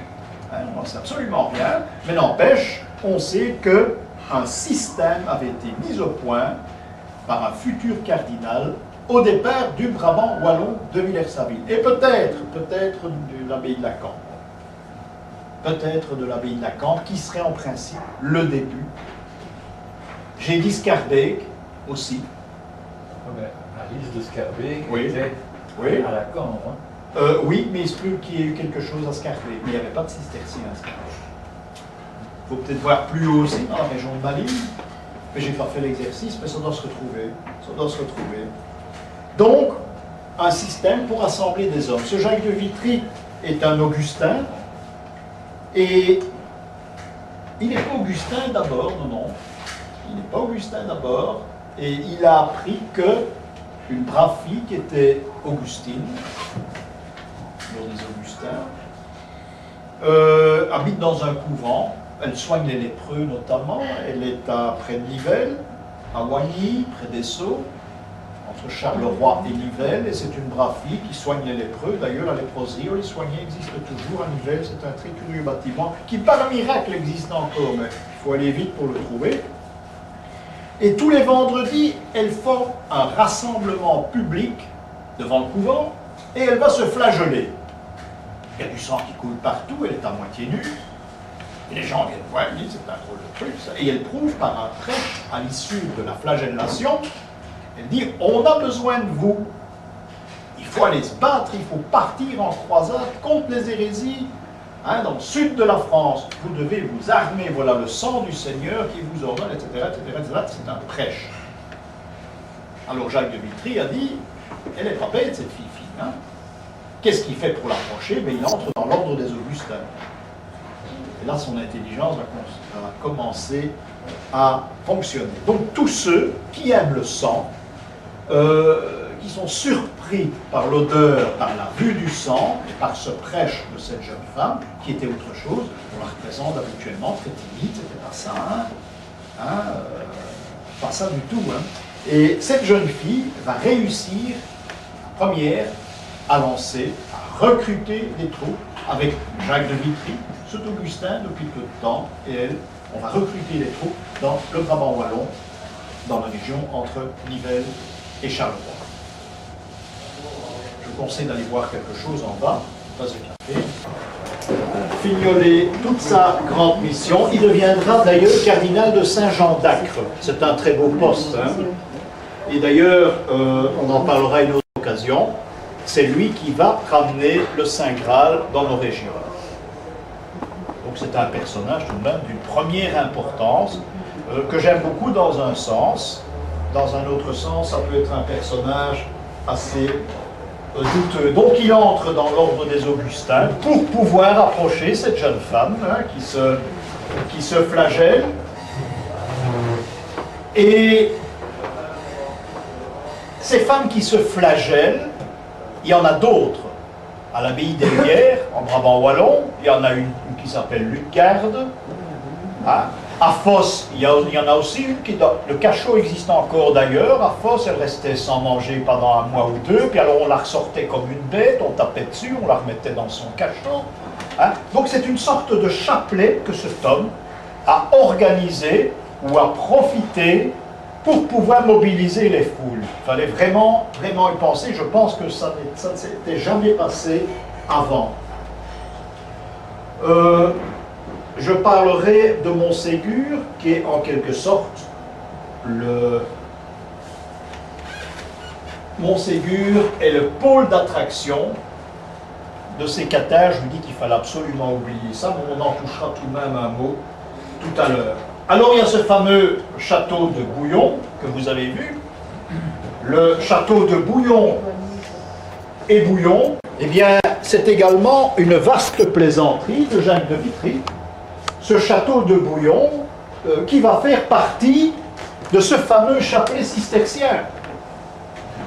On a Eyrières, Brabant-Wallon, on a Fosse, on a la région de Charleroi, on a Essauprel. Eh bien, il fallait faire un lieu de rendez-vous avec une relation avec une autre croisade. Hein? Et le lieu de relation avec l'autre croisade, c'était Bouillon. Bouillon, la ville de Godefroy. Godefroy, j'imagine, hein, n'a jamais mis les pieds de son vivant, et où le château, vous avez vu, n'existait pas à l'époque cathare, et avant. Le château a été conçu au XIIIe siècle. À la fin du XIIIe siècle seulement, on construit le château de Bouillon. Donc pas question de croisés qui se réunissent là-bas en haut. Hein, il s'agit d'un autre personnage qui s'appelait Géoffroy de Boulogne. Et c'est une invention de Jacques de Vitry parce qu'en latin, à une lettre près, Bouillon, Boulogne, c'est la même ville. Donc c'était très facile. Là, vous avez un monument que peu de Belges connaissent. Quand je vais voir le guide, je lui dis qu'il faudrait tout de même mettre une petite inscription, parce que je l'ai connu, le guide, et il me dit on ne veut pas faire du tort aux Belges, ils sont gentils. Voilà le monument, la tombe de Godefroy de Bouillon, hein, dans la crypte de la basilique à Boulogne. Ce tombe n'a rien à faire avec Bouillon, et certainement pas avec nos régions. Parce que là, on s'est posé la question, où le faire naître? On a choisi Bézitis. Ça faisait partie des terres de la mer, qui étaient îles d'Ardennes. Bézitis n'existait pas à l'époque des croisades, hein. Il n'y avait même pas une ferme à Bézitis. Donc, tout cela a été inventé à l'époque cathare, pas Bézitis, c'est beaucoup plus tard. À l'époque cathare, pour avoir un lieu de réunion. Encore une fois, pour mobiliser des hommes. Rappelez-vous, ceux qui ont fait la première cathare, la première croisade, eh bien, la croisade cathare commencera ici, ça va nous porter bonheur. Mais, excusez-moi, le territoire de Bouillon appartenait à la maman. À île d'Ardennes. Oui. À île d'Ardennes. Donc il y avait quand même un lien. Il y a un lien, mais lui n'a jamais mis les pieds là. Je vois pas ce qu'il aurait fait dans les heures. Il a été par contre en Italie. Il a été à Rome. Mais au lieu de soutenir le pape, il a combattu le pape. Et ça, il ne fallait pas faire parce qu'il a été excommunié. Et c'est pour ça qu'il n'a pas été roi de Jérusalem. C'est pas parce que par humilité, il a dit pas pour moi, il ne faut pas. Hein. Voilà ce tombeau. Alors il y avait encore autre chose. Il fallait trouver une ville intermédiaire. On a choisi Oui. Qui, d'après la légende, a débarqué à Oui? Mais c'est Pierre l'Ermite. Et ce Pierre l'Ermite qui n'a jamais mis les pieds à Oui, certainement. C'est un homme qui était de la région d'Amiens. Hein, on a choisi Oui parce que c'était bien sur la route. Et on a dit qu'il avait déserté la Palestine. Il a fait une prière et il s'est retrouvé au bord d'un bateau à Oui, sur la Meuse. Il a débarqué là, il a fondé un couvent. Donc, encore une fois, l'endroit était bien choisi. Noirmoutier, qui existe toujours. Noirmoutier, Oui. Pierre l'Ermite, on avait le chapelet.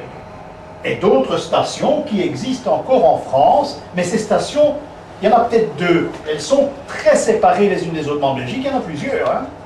Je vous en ai déjà cité 5, et il y en avait peut-être d'autres. Donc les cisterciens, comme les bénédictins feront la route des Templiers, les cisterciens vont s'occuper de cette croisade cathare. Voilà pourquoi tous ces lieux, voilà pourquoi on nous explique que ces personnages sont arrivés là, et des personnages qui, bien malheureusement, n'avaient aucun rapport avec l'histoire qu'on nous enseigne. Alors, les troupes vont se mettre en route, sauf un personnage chez nous qu'on connaît peu, c'est Jean de Nivelle. À part sa présence dans le clocher, là-bas, ben, lui, il a dit non, pas question, c'est cathare, ça ne me regarde pas, vous occupez de votre cuisine, moi je m'occupe de ma cuisine, et bon, il n'est pas parti, mais en principe, il n'aurait pas eu de problème. Le lieu de rencontre a été fixé. Le lieu de rencontre est à Fangeau. Vous voyez cette croix hein, qui existe. Et là, toutes les troupes devaient se rencontrer. Ce n'est pas une croix cathare. Où ça? À Fangeau. Ce n'est pas une croix cathare. Hein. C'est une croix d'inspiration templière. Parce que les cathares n'avaient pas de croix. Alors j'aime bien qu'on parle. Pour eux, c'était la matière, le Christ, hein, crucifié sur sa croix. C'était la matière, c'était la terre. Hein. Nous verrons ça en symbolique plus tard. Donc il n'y a aucune raison d'avoir une croix cathare, c'est un peu ridicule. Hein. Et dans la région et dans les livres, on vous dit voilà une croix cathare. On ne dit pas que c'est exceptionnel, on vous dit que c'est une croix cathare. Point final. Il n'y a que les gens de Montségur qui sont des connaisseurs, qui sont un peu là, qui rigolent quand on dit que c'est une croix cathare, bien sûr. Hein. Ça se trouve où exactement ça? Ah, t'as comment situé Fangeau? Il faut descendre le Loiret en direction du col du Languedoc. Hein. C'est à l'entrée du Languedoc en venant du Loiret. Mais il y en a une autre compte qu'on dit aussi là, sans être cathare. C'est Mais dans le bas de la... Il n'y a aucune symbolique, il n'y a rien. Non, mais qu'on dit que... Hein. Ah oui, ben oui. Mais je veux dire, c'est pas une pareille. Vous savez, on verra les Templiers. La symbolique, je voudrais qu'on me l'explique aussi chez les Templiers. Hein. Ça, c'est un autre problème que nous aurons l'occasion. Monsieur, Oui. c'est tout près de Foix, Fangeau. Oui, c'est dans le haut. C'est pas près de Foix. Ah, pour moi, c'est à l'entrée du Languedoc. C'est pas près de Foix. Où le Languedoc commence, où les terres de France se terminent. Donc, je crois, en prenant le Loiret et le Bordelais, on doit tomber sur Fangeau. Et on cherchera pour la prochaine fois. Oui, mais c'est pas tout près de Foix. On cherchera pour la prochaine fois. Les Anglais avaient rendez-vous là. Les Flamands, les Français, on ne se comprenait pas. Hein. C'était ça l'avantage, c'est parce qu'on ne parlait pas la même langue. Alors, chose importante, c'est que les troupes anglaises étaient alliées à Simon de Montfort. Donc, ils avaient le vainqueur, celui qui va combattre les cathares, à mort, Simon de Montfort, dont j'ai découvert un peu par hasard la tombe à Carcassonne. On en parle très peu, il y a une pierre tombale immense, je crois qu'il y a 1 mètre d'épaisseur. Très grande tombe. Ceux qui ont été à Carcassonne avec moi l'ont vu, la tombe de Simon de Montfort, dans une toute petite église. Donc, lui est allié aux Anglais, et les Anglais sont venus en masse. Alors, Jacques de Vitry, lui, l'attend sur place. Il est là avant les autres. Il va pouvoir organiser tout. Il envoie des courriers chez le pape pour expliquer un petit peu comment ça se passe. Et on va commencer, bien sûr, le combat, ce combat qui va se dérouler par l'assiègement des endroits où les cathares se sont réfugiés. Hein. Ils étaient dans le bas de la vallée, parce qu'il ne fallait pas monter chaque fois avec son argent là-bas tout en haut. Hein. Ils étaient dans le bas de la vallée, mais à un moment donné, quand les troupes sont arrivées, ils sont montés, ils ont demandé la protection de leur seigneur. Et cette protection leur a été accordée. Voilà ce pôle d'attraction. Hein? Ah, ça c'est bien. C'est super. Vous êtes aux commandes? Ça, oui. Sinon je tourne dans l'autre sens. C'est bien. Voilà ce Montségur hein, qui nous montre la direction, paraît-il, les cathares auraient construit en direction du lever du soleil. Le soleil passe par une petite fenêtre, au solstice, etc. On vous explique tout ça sur place. Il y a des livres spécialisés qui expliquent ça. Ça n'a rien à voir avec les cathares, mais ils étaient là. Ils se sont réfugiés. Il y a eu un assaut terrible, finalement.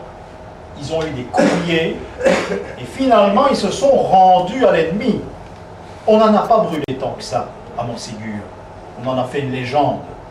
Seulement, ces gens sont descendus de la vallée, avec leurs plus beaux habits, et on les a brûlés. Pensez aux chrétiens qui chantaient quand on les menait près des lions. Hein.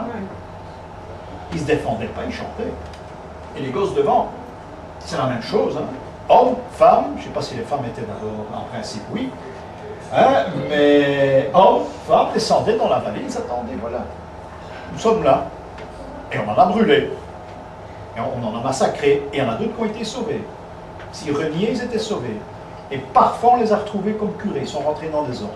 Parfois, hein, il y en a certains. Chez les Templiers, je ne sais pas. Mais c'est peut-être possible, hein. C'est peut-être possible, hein. Alors, ce Jacques de Vitry, que je vous l'ai dit, c'est un homme exceptionnel.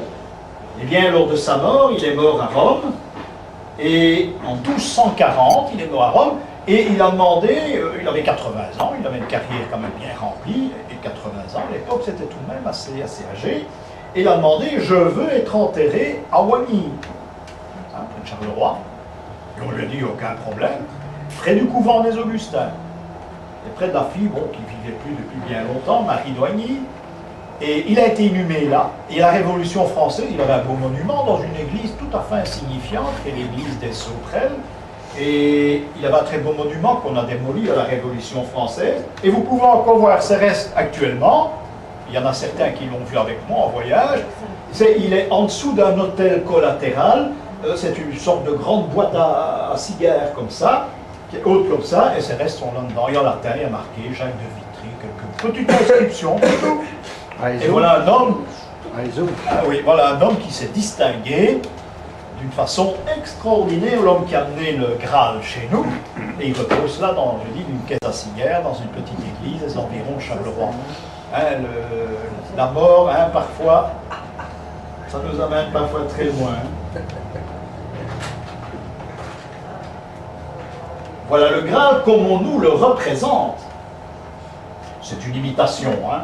Hein. Le Graal, c'est ça, c'est cette coupe dans laquelle le Christ aurait bu, hein, le vin, aurait consacré le vin lors de la dernière scène. C'est une version tout à fait erronée.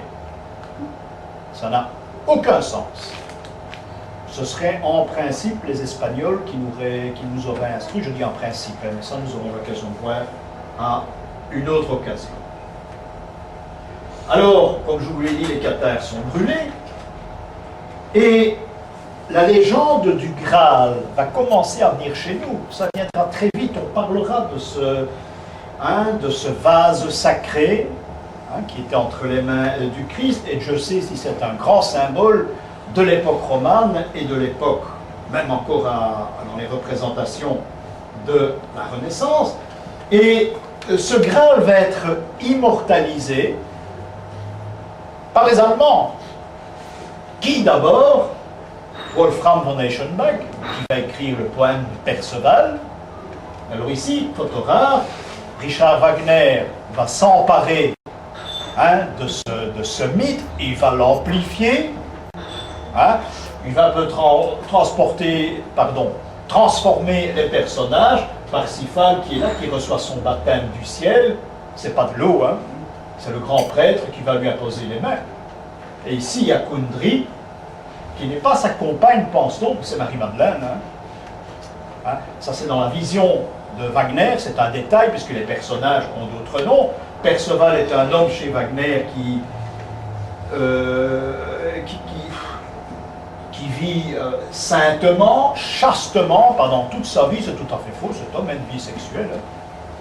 Seulement, il faut savoir une chose, c'est qu'au moment où Parsifal a été écrit par Wagner, il était totalement impuissant, et bon, il ne pouvait pas écrire un truc pareil, un homme de cet orgueil. Alors il a transformé le personnage en Parsifal. Hein. Hein, ça fait partie de l'histoire. Alors, cette légende mythologique fera des ravages du côté musical chez Wagner, je crois que c'est le seul qui existe, et puis dans la littérature, dans l'adaptation de certaines littératures.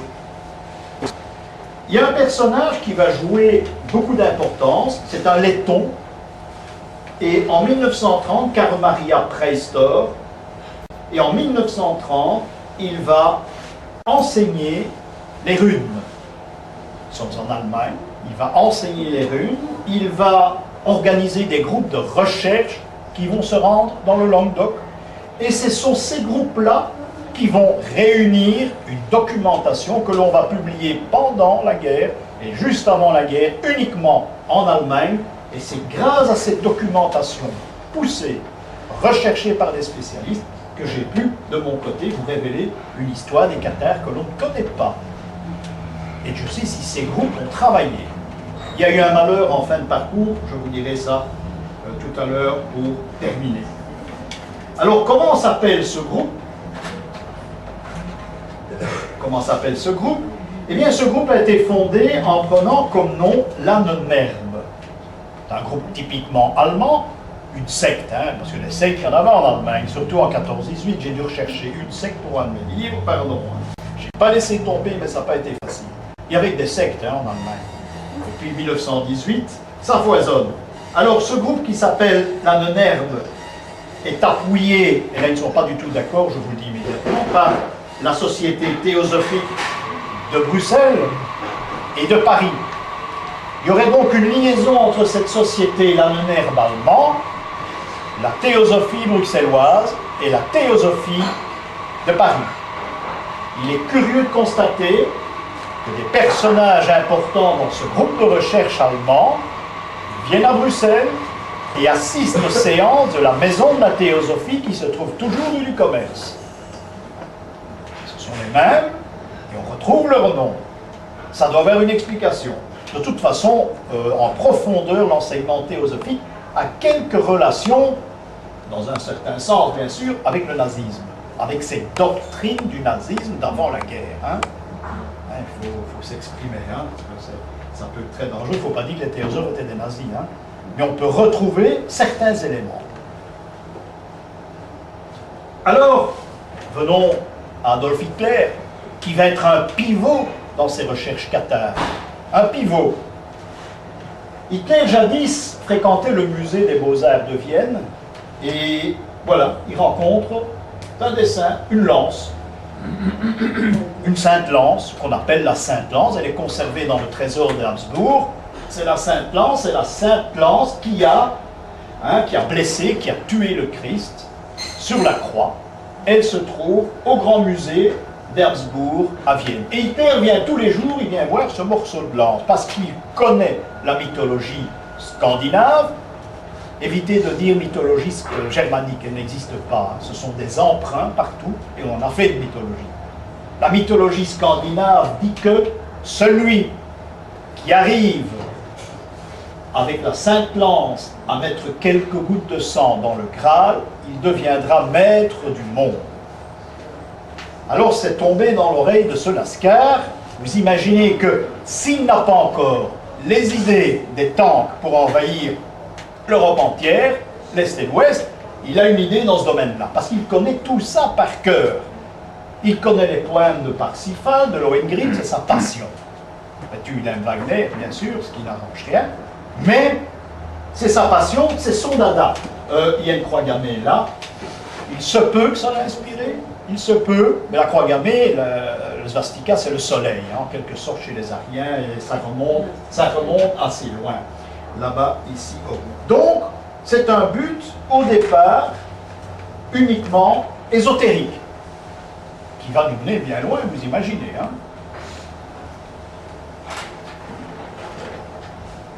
En réalité, cette lance n'est pas la sainte lance. Hein. On a berné tout le monde, c'est la lance de Saint-Maurice. Parce que Saint-Maurice était sur le chemin de bataille, sur le champ de bataille, et c'est à Gaulle, je pense, qu'il a montré... Non, c'est pas à Gaulle, je ne sais plus. Il a montré la lance vers le ciel devant ses ennemis, les ennemis sont partis, ils ont été écrasés, il a gagné grâce à cette lance. On l'appelle la lance de Saint-Maurice. Alors on en a fait une copie de cette lance, et il y en a une que je vous montrerai dans un mois, qui se trouve avec sa chapelle, personne ne sait qu'elle est là, et il y en a une à Vienne.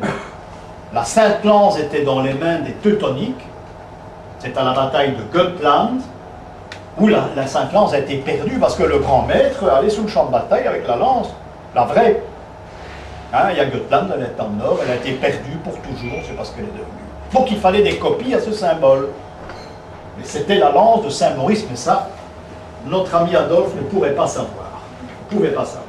Alors voilà cette légende qui a été transposée par Wagner.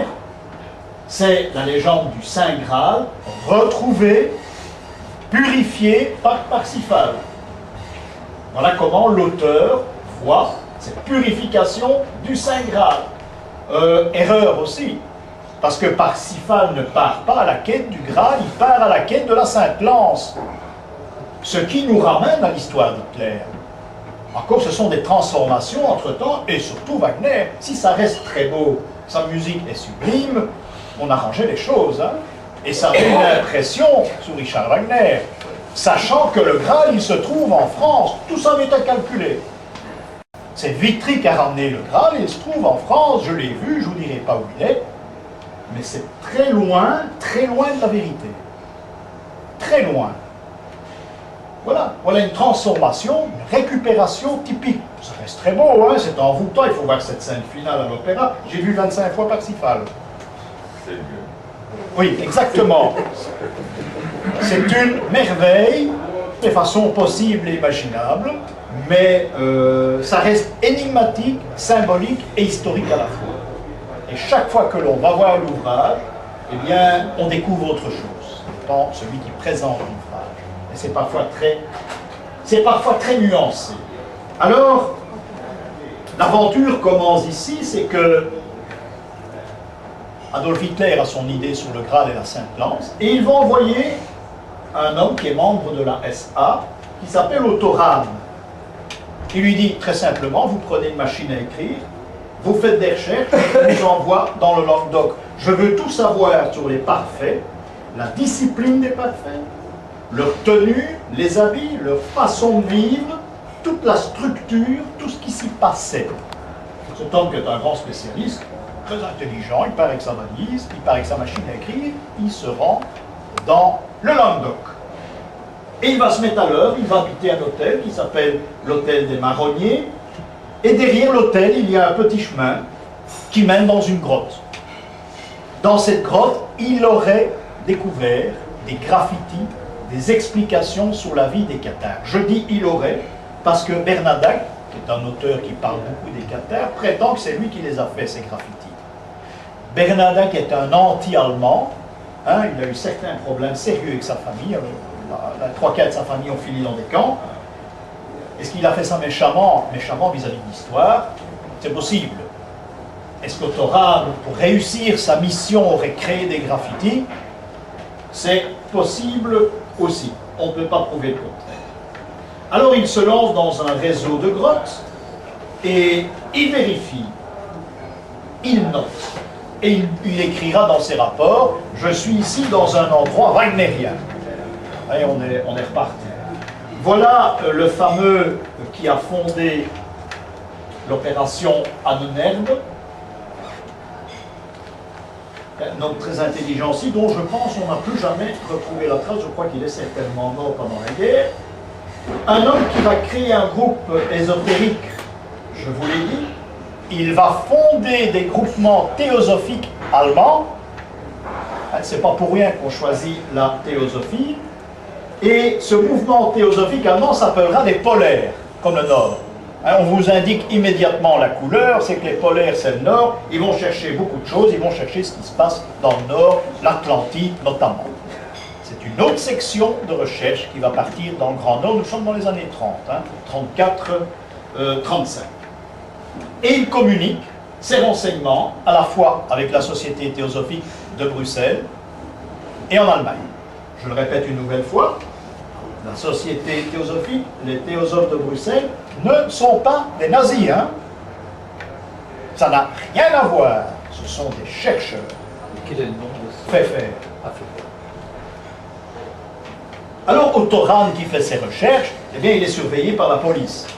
Il est dénoncé, la police française le surveille, et on le prend pour un espion.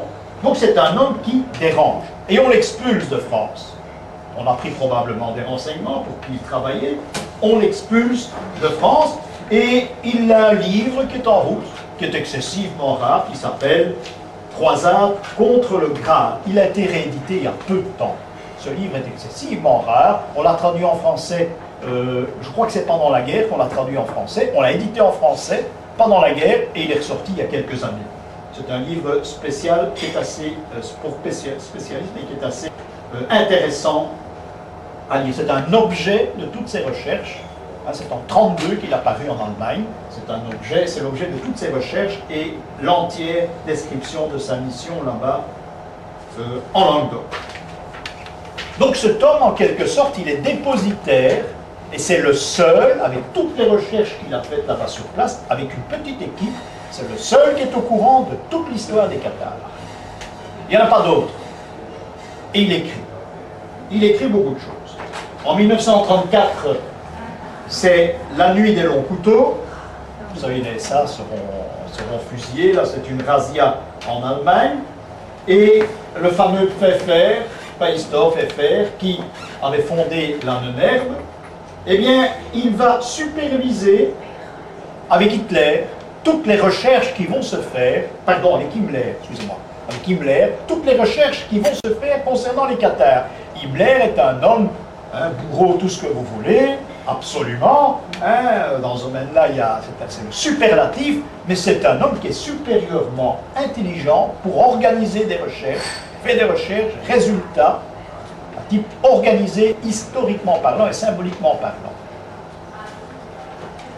Donc, il y aura cette nuit des longs couteaux. Voilà une photo qui est très rare et que je dois examiner, parce que je l'ai su il y a très peu de temps. Nous avons Autoram, qui est à l'hôtel des Marronniers, pense-t-on. On ne peut pas le prouver, mais je vais examiner la photo parce que j'ai lu autre chose il y a 15 jours. Et à côté, ce serait Marie Denarnaud. Marie Denarnaud, qui était la bonne du curé de Rennes-le-Château, Saunière. Alors j'ai lu la description de cette photo il y a 15 jours dans un livre spécialisé, et j'ai dit c'est curieux.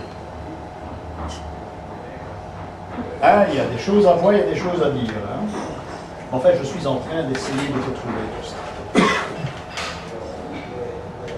Alors, voilà ici Autoram qui se trouve dans cette grotte, avec des inscriptions. Ces inscriptions cathares, cette grotte est immense. Hein, et qu'il va essayer de déchiffrer pour son livre.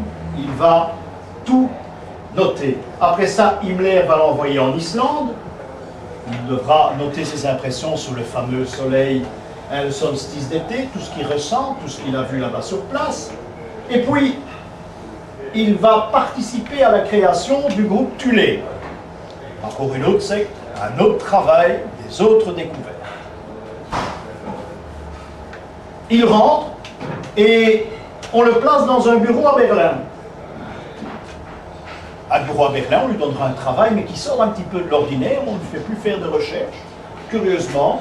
Et là, il va obtenir les différents grades de l'ASA. Parce qu'il faut quand même qu'il ait un grade, cet homme-là, il a un petit grade de sous-officier, en principe, et il s'est lancé dans des recherches assez extraordinaires, donc il va dans un bureau à Berlin obtenir ses grades. Il les aura bien vite. Il sera lieutenant, et étant lieutenant, il va s'occuper, on lui donne un travail. 1936, vous savez ce qui s'est passé en 1936 à Berlin, les Jeux Olympiques. Lui va s'occuper de toute l'administration. Il va superviser l'administration des Jeux Olympiques. On est tout de même très loin des recherches cathares. Hein. Mais il continue à écrire ses livres. Il écrit un deuxième livre qui a également reparu il y a quelques années, qui s'appelle La cour de Lucifer. C'est le second volume de la croisade contre le Graal. Ces livres ont été traduits en français, mais très peu d'exemplaires. Mais on les trouve maintenant, il y a une édition spécialisée qui a traduit ces livres, qui est aussi intéressant que le premier. Alors il prend du congé, Autoram prend du congé, il demande à ses supérieurs du congé pour aller poursuivre ses recherches. Et un jour, alors là c'est le malheur. C'est le malheur parce que il est arrêté. Il est arrêté à Berlin, parce que c'est un homme qui aimait bien la bouteille, et il est ivre-mort à la rue, et il est arrêté. Entre-temps, il a eu le grade d'officier SS, vous vous rendez compte, un officier SS qui est pris en état d'ébriété à Berlin, sur le trottoir, impardonnable. On l'arrête, il va passer devant un tribunal, et en compulsant les registres au tribunal, on lui fait une remarque assez désobligeante, on lui dit, mais vous avez le grade d'officier? Il dit, oui, depuis peu de temps. Mais nous n'avons aucun document justifiant votre bonne généalogie. Ça devait se faire, tous les officiers, sous-officiers nazis devaient donner leur généalogie, ils devaient payer pour qu'on fasse leur généalogie. Eh bien, chez Autoram, malheureusement, eh bien, ce document n'existe pas dans son dossier. Alors évidemment, problème, il est prié de rentrer immédiatement son dossier. Et il va être dégradé le jour même, il sera simple soldat. On ne rigole pas avec ça, hein. Et il va être envoyé à Buchenwald. Bon, pas dans le camp, mais il va travailler avec le grade de simple soldat au camp de Buchenwald. Très grand problème. Dans l'intervalle, il va charger quelqu'un, il va le payer, charger quelqu'un pour faire sa généalogie. Et là, c'est le grand malheur, c'est qu'on s'aperçoit que sa mère était juive. Alors vous imaginez, c'est dramatique pour lui, mais il doit montrer sa généalogie. Il a de gros problèmes. Il demande d'être entendu par Hitler. On ne veut pas l'entendre parler. Quand il parle d'un rendez-vous, on regarde la table, on ne regarde pas. Donc il est en quelque sorte abandonné de tous. Que va-t-il faire? Eh bien, comme les Cathares, c'est un grand point d'interrogation. On a retrouvé un jour son corps dans une montagne en Bavière, hein, le Kaiserberg, gelé dans la glace. L'a-t-on abattu? S'est-il suicidé, comme certains Cathares, a-t-on dit? On ne le saura probablement jamais. On sait qu'il y a un acte de décès, dont je possède une copie, un acte de décès qui existe. On avise sa femme 3 mois après son décès, en disant « Votre mari est mort accidentellement ». Ça peut être la maladie aussi, au camp de Buchenwald, a-t-on dit. Il y a des enquêtes qui ont été faites, mais en principe, on a retrouvé son corps dans la glace. C'est un personnage qui gênait grandement, parce qu'avoir fait toutes ces recherches, avoir écrit, avoir mis les Allemands en confiance, et l'équipe en question qu'il avait envoyée de ces recherches, il a fait énormément de choses, cet homme. Et savoir qu'il est juif d'origine, alors là, toute la baraque tombe, tout cassé en 1000 morceaux. Et voilà pourquoi Otto Rahn, eh bien, vous n'en entendez pratiquement jamais parler. Aujourd'hui, on vous a montré certains documents. Voilà l'équipe qu'Otto Rahn avait fondée. C'est pas lui là. L'équipe d'histoire qui devait se rendre faire les recherches. Photo rare, où on voit les symboles ésotériques, on leur explique la signification. Si vous trouvez ça, c'est ça, etc. C'est un grand cours qui a lieu en Allemagne, à Berlin.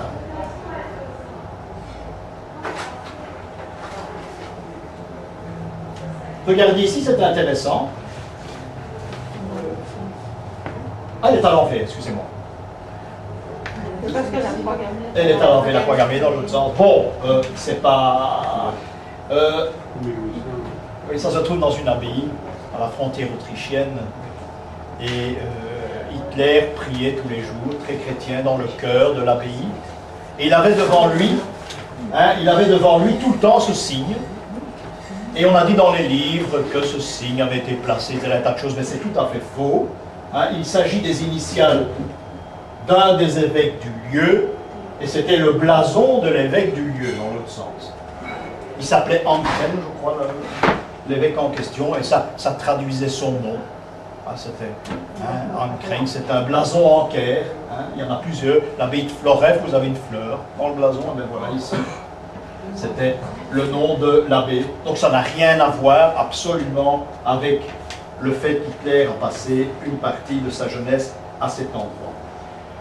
Seulement le problème c'est que, et là on a brodé là-dessus, mais il y a toujours une inconnue, c'est qu'on a remarqué que la secrétaire d'Otto Rahn était la secrétaire d'un autre Rahn, mais qui n'était pas Otto.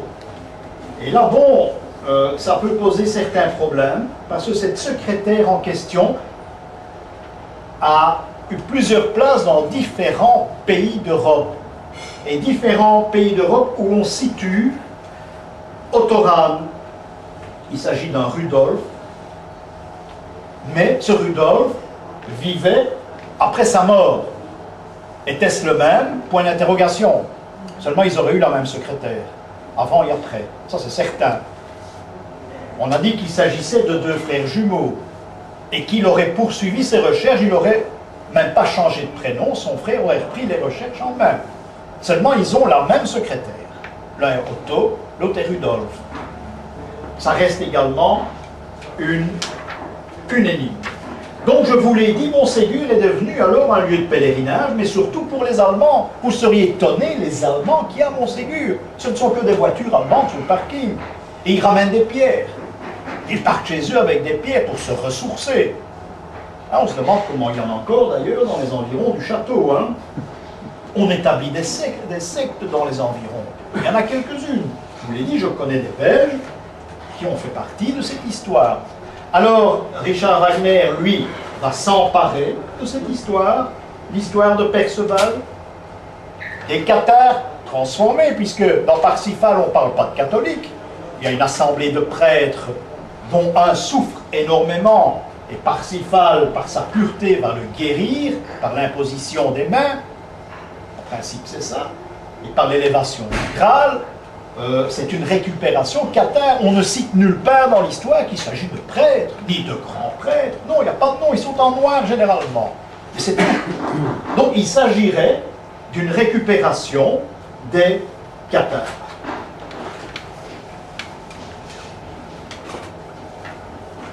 Au romantisme, je vous ai dit, au romantisme, les différents, les écrivains, notamment allemands, vont s'emparer également du sujet. Alors, nous terminerons par des cathares dans nos régions. Il y a tout de même deux petits mots à dire. Les cathares, d'abord, le catharisme s'est lancé chez nous par un corps de métier très important qui est le marchand de draps. Tisserand, marchand de draps, c'est eux qui nous ont enseigné dans nos régions le catharisme. Ces gens faisaient les routes, ils savaient ce qui se passait ailleurs, on se convertit et on fait tout un chemin, un peu comme les compagnons du Tour de France, et on vient vendre ces draps. Donc c'est par leur intermédiaire que le catharisme est venu dans nos régions. En 1025, eh bien, à Arras, dans le nord, pas loin de chez nous, on condamne les premiers cathares. Première condamnation, on les brûle, 1025. C'est très proche, c'est avant les croisades ici. Donc vous imaginez que c'est tout de même plus ancien qu'on dit généralement. Le futur pape de l'an 1000, Sylvestre II, est un grand meneur des bûchers, des condamnations et des bûchers. C'est celui qui a consacré Bruxelles ici, lors de sa création. Et il va arrêter des marchands cathares, des bourgeois qui fréquentaient la secte, et on les brûle. On se réunit, on discute, ou parfois on ne discute pas, et on les brûle. Donc tout ce qui est marchand, tisserand est jugé. S'il ne sait pas répondre, eh bien, il est sous le bûcher. On parle rarement de ces bûchers.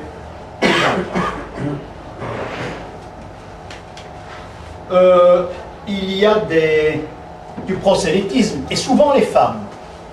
Souvent les femmes font du prosélytisme, un peu comme les témoins de Jéhovah. On parle et on essaye d'inscrire dans la secte. Ça se fait également. Un grand procès à Reims, c'est 1157. Là, c'est le grand procès, et peut-être le premier grand procès du catharisme. 1157. Aussi, tout de même, très ancien. En Artois, en Flandre, les cathares se trouveront dans les travailleurs de la laine. Tisserand, on est dans la laine, marchand de draps, on est dans la laine. Toujours une matière qui circule, et qui circule même beaucoup. Grégoire IX va créer l'Inquisition, et va confier cette Inquisition, cette fois, aux Dominicains. Et c'est eux, en principe, un d'eux s'appellera d'ailleurs le marteau de l'hérésie, c'est tout dire, hein, Robert le Bougre, et c'est eux qui vont se lancer en direction du Languedoc et qui vont faire leur grande opération. On va brûler à la même époque 187 cathares à Épernay, hein, la ville du Champagne, près de Reims. Et la fin du catharisme, eh bien la fin du catharisme aura lieu également en Languedoc, je vous l'ai dit, par tous ces problèmes, ces réunions, ces bûchers. La fin du catharisme aura lieu là-bas. Et chez nous, plus de cathares, du moins en principe, ils ont été supprimés, étranglés, brûlés, ou bien étranglés et puis brûlés. Hein. La secte n'existe pratiquement plus, sauf les femmes. Ces femmes ayant acquis une certaine indépendance, ce qui n'existait absolument pas. La seule femme indépendante avant la période cathare, c'est Marie-Madeleine. Ça, on expliquera beaucoup plus loin. C'est un autre sujet. Une femme indépendante, ça n'existe pratiquement pas. Ces femmes parfaites ont obtenu un certain grade, un certain niveau dans la vie. On doit se mettre à genoux devant elles, vous vous rendez compte. Hein, ce sont les premières. Eh bien, elles vont en quelque sorte se retirer du monde, dans le nord, dans nos régions, hein, l'Artois, Bruges, et ils vont créer un système qui n'existe que chez nous, curieusement. Dans le nord, ce sont les béguinages. Elles ne vont pas prononcer des vœux, mais elles vont créer une formule qui n'existe que chez nous. En dessous de Maubeuge, il n'y a plus de béguinage en principe. Hein? C'est un système qui n'existe que dans nos régions. Il y a une relation de cause à effet à faire là, entre ces béguinages et le licenciement des femmes cathares qu'on n'a jamais, apparemment, on n'a jamais brûlé des femmes cathares. Je vous remercie pour votre bonne attention.